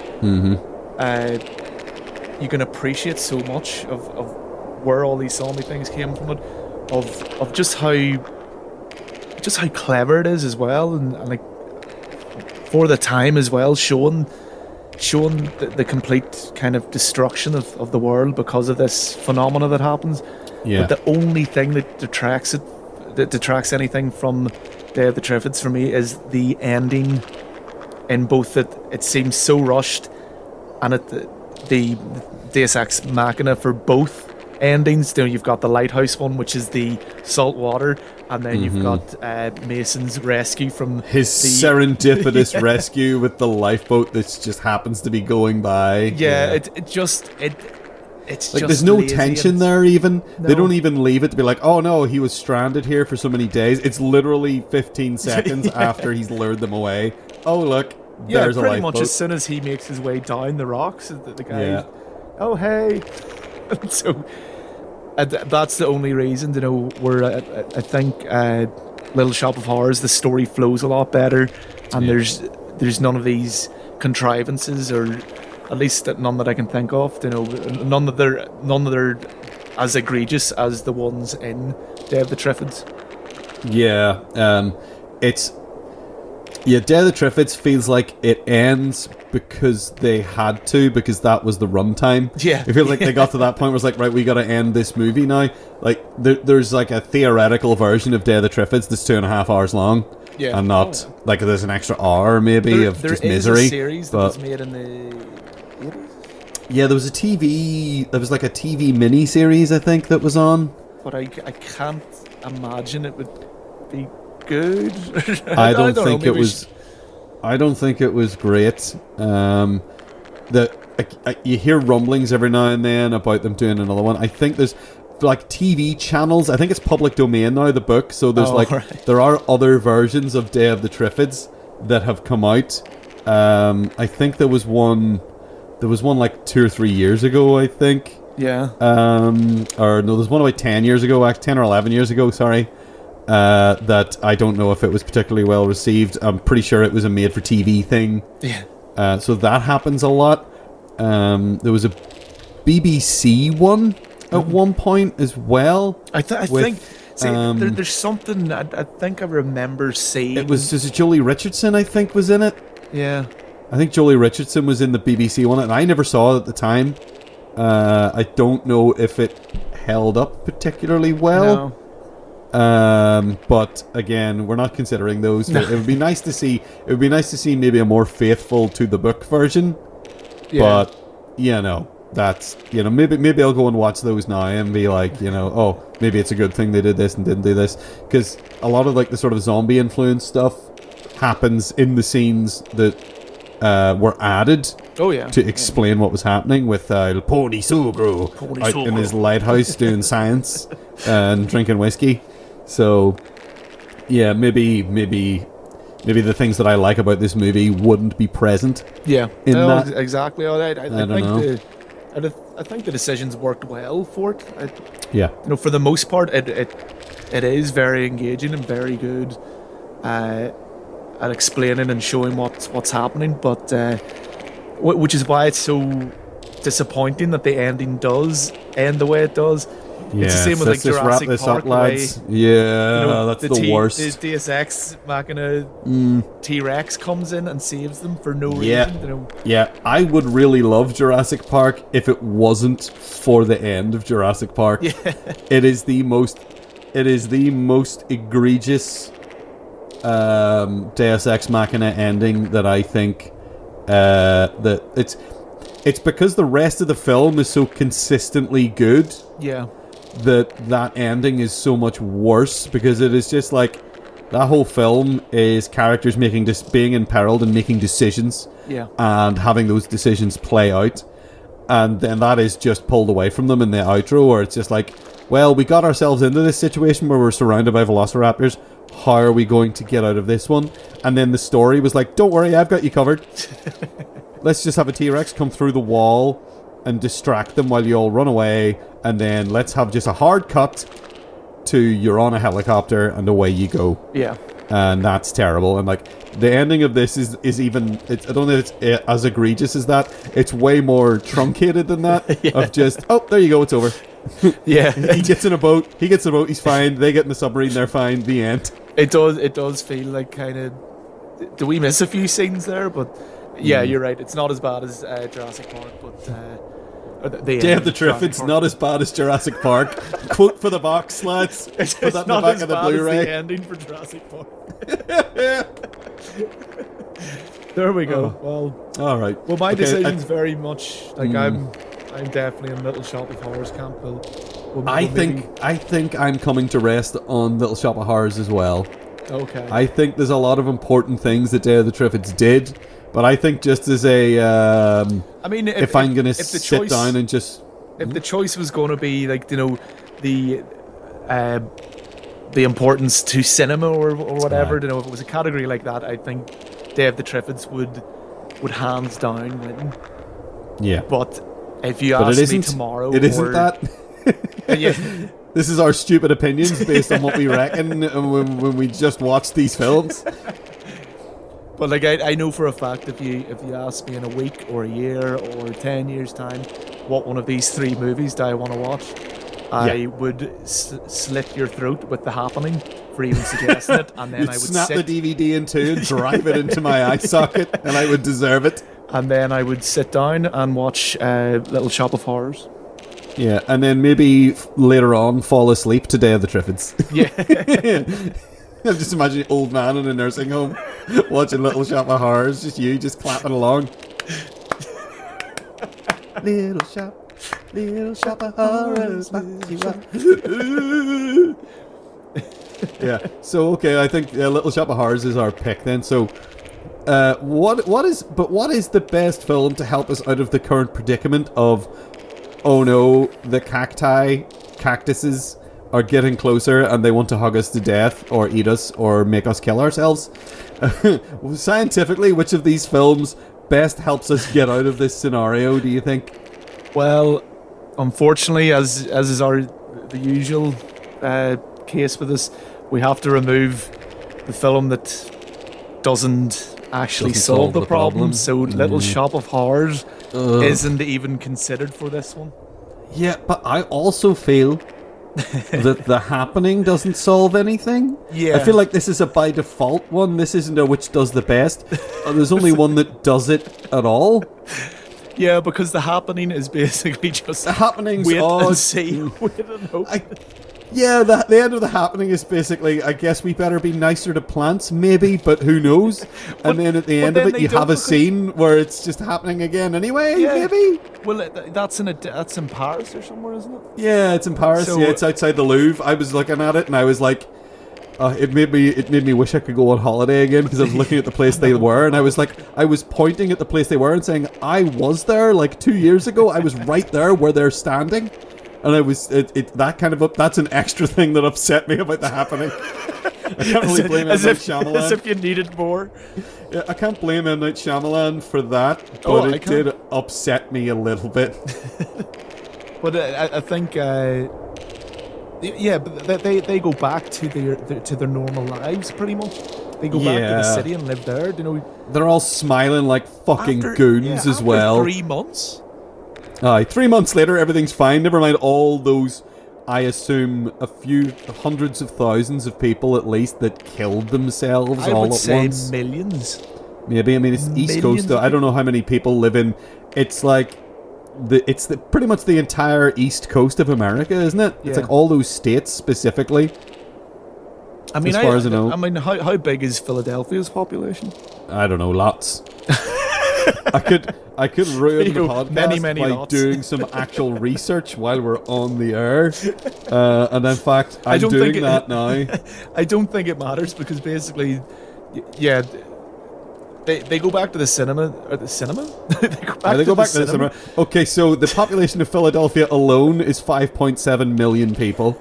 Yeah. So, yeah, let's assume millions upon millions of people all killed Of course it themselves. And now they're all smiling like goons, being like, well, at least that's over. Let's go back to our normal lives and live normally. And in fact, have better lives than before, it's almost I don't know. implied. I don't know. It never really goes. All we get is Zooey Deschanel and Child and Mark Wahlberg smiling like goofy morons and getting on like nothing happened. Yeah, that's it. And I mean, if anything, I think people nowadays will be able to realize that 3 months coming off something like that is not going to happen. No, I mean the entirety of a city was like just decimated. You know, like everything was anyone falling who could have apart. suspended their disbelief before before recent events, let's say, I think they would be they would right now be going, yeah, that this makes absolutely no fucking sense. But Yeah, complete nonsense. So fuck M. Night Shyamalan, I think, is the sort of theme of this episode. So by default, I haven't. although Yeah. I think we would have picked Day of the Triffids anyway, because at least it is, they come across their solution very Deus Ex Machina, as we've mentioned multiple times. Yeah, they're constantly trying Yeah. throughout the whole movie to find the solution. And yes, it is a bit dumb the way they do just stumble eventually across the answer. Yeah. But that guy, I mean, I'll Pony Sugro, I'll Kieran. I'll Professor Kieran's out in his island doing the goddamn work. Yeah. Putting in his due diligence. Oh, he's of raging really about it, trying. but he's doing it. Yeah. Oh yeah, he's probably getting the DTs because he hasn't got enough whiskey in him as well. Like, I imagine thought he's he was mostly gonna grumpy because that. I thought he was just going to start trying to ferment the Triffids instead. Yeah, just like squeeze the juice out of them and see if he can make weird booze out of it. Ugh. This'll do. Right. So our solution is so what's our solution then? Salt water? Salt water, or I would also argue that fire was pretty effective. Fire was fairly effective. So we're in a desert right now. There's not a lot of water around. No. So what I propose is that we take a bunch of the salt that we brought in our provisions, just sort of put it in our mouths, much like our Ghostbusters 2 solution and spit on them. of being positive and spitting. Let's salt up our mouths. Oh, that sounds Salt so up our wrong. mouths. Run at these cactus, plural, whatever they are. Slavering all over them with salty gob. Yep. And see if we can melt them to death. Let's lick Yeah. them to death. Let's lick these cacti to death with our salty tongues. All right, you ready? Yep. Let's Okay. All right, everybody. We are on Twitter. We are at 7 Day Apocalypse. That's at numeral 7 Day Apocalypse. Any complaints, queries, whinging, whatnot, you can email us. We are on filmcast at thisweeksapocalypse.com. That is filmcast at thisweeksapocalypse.com. Okay? Bye!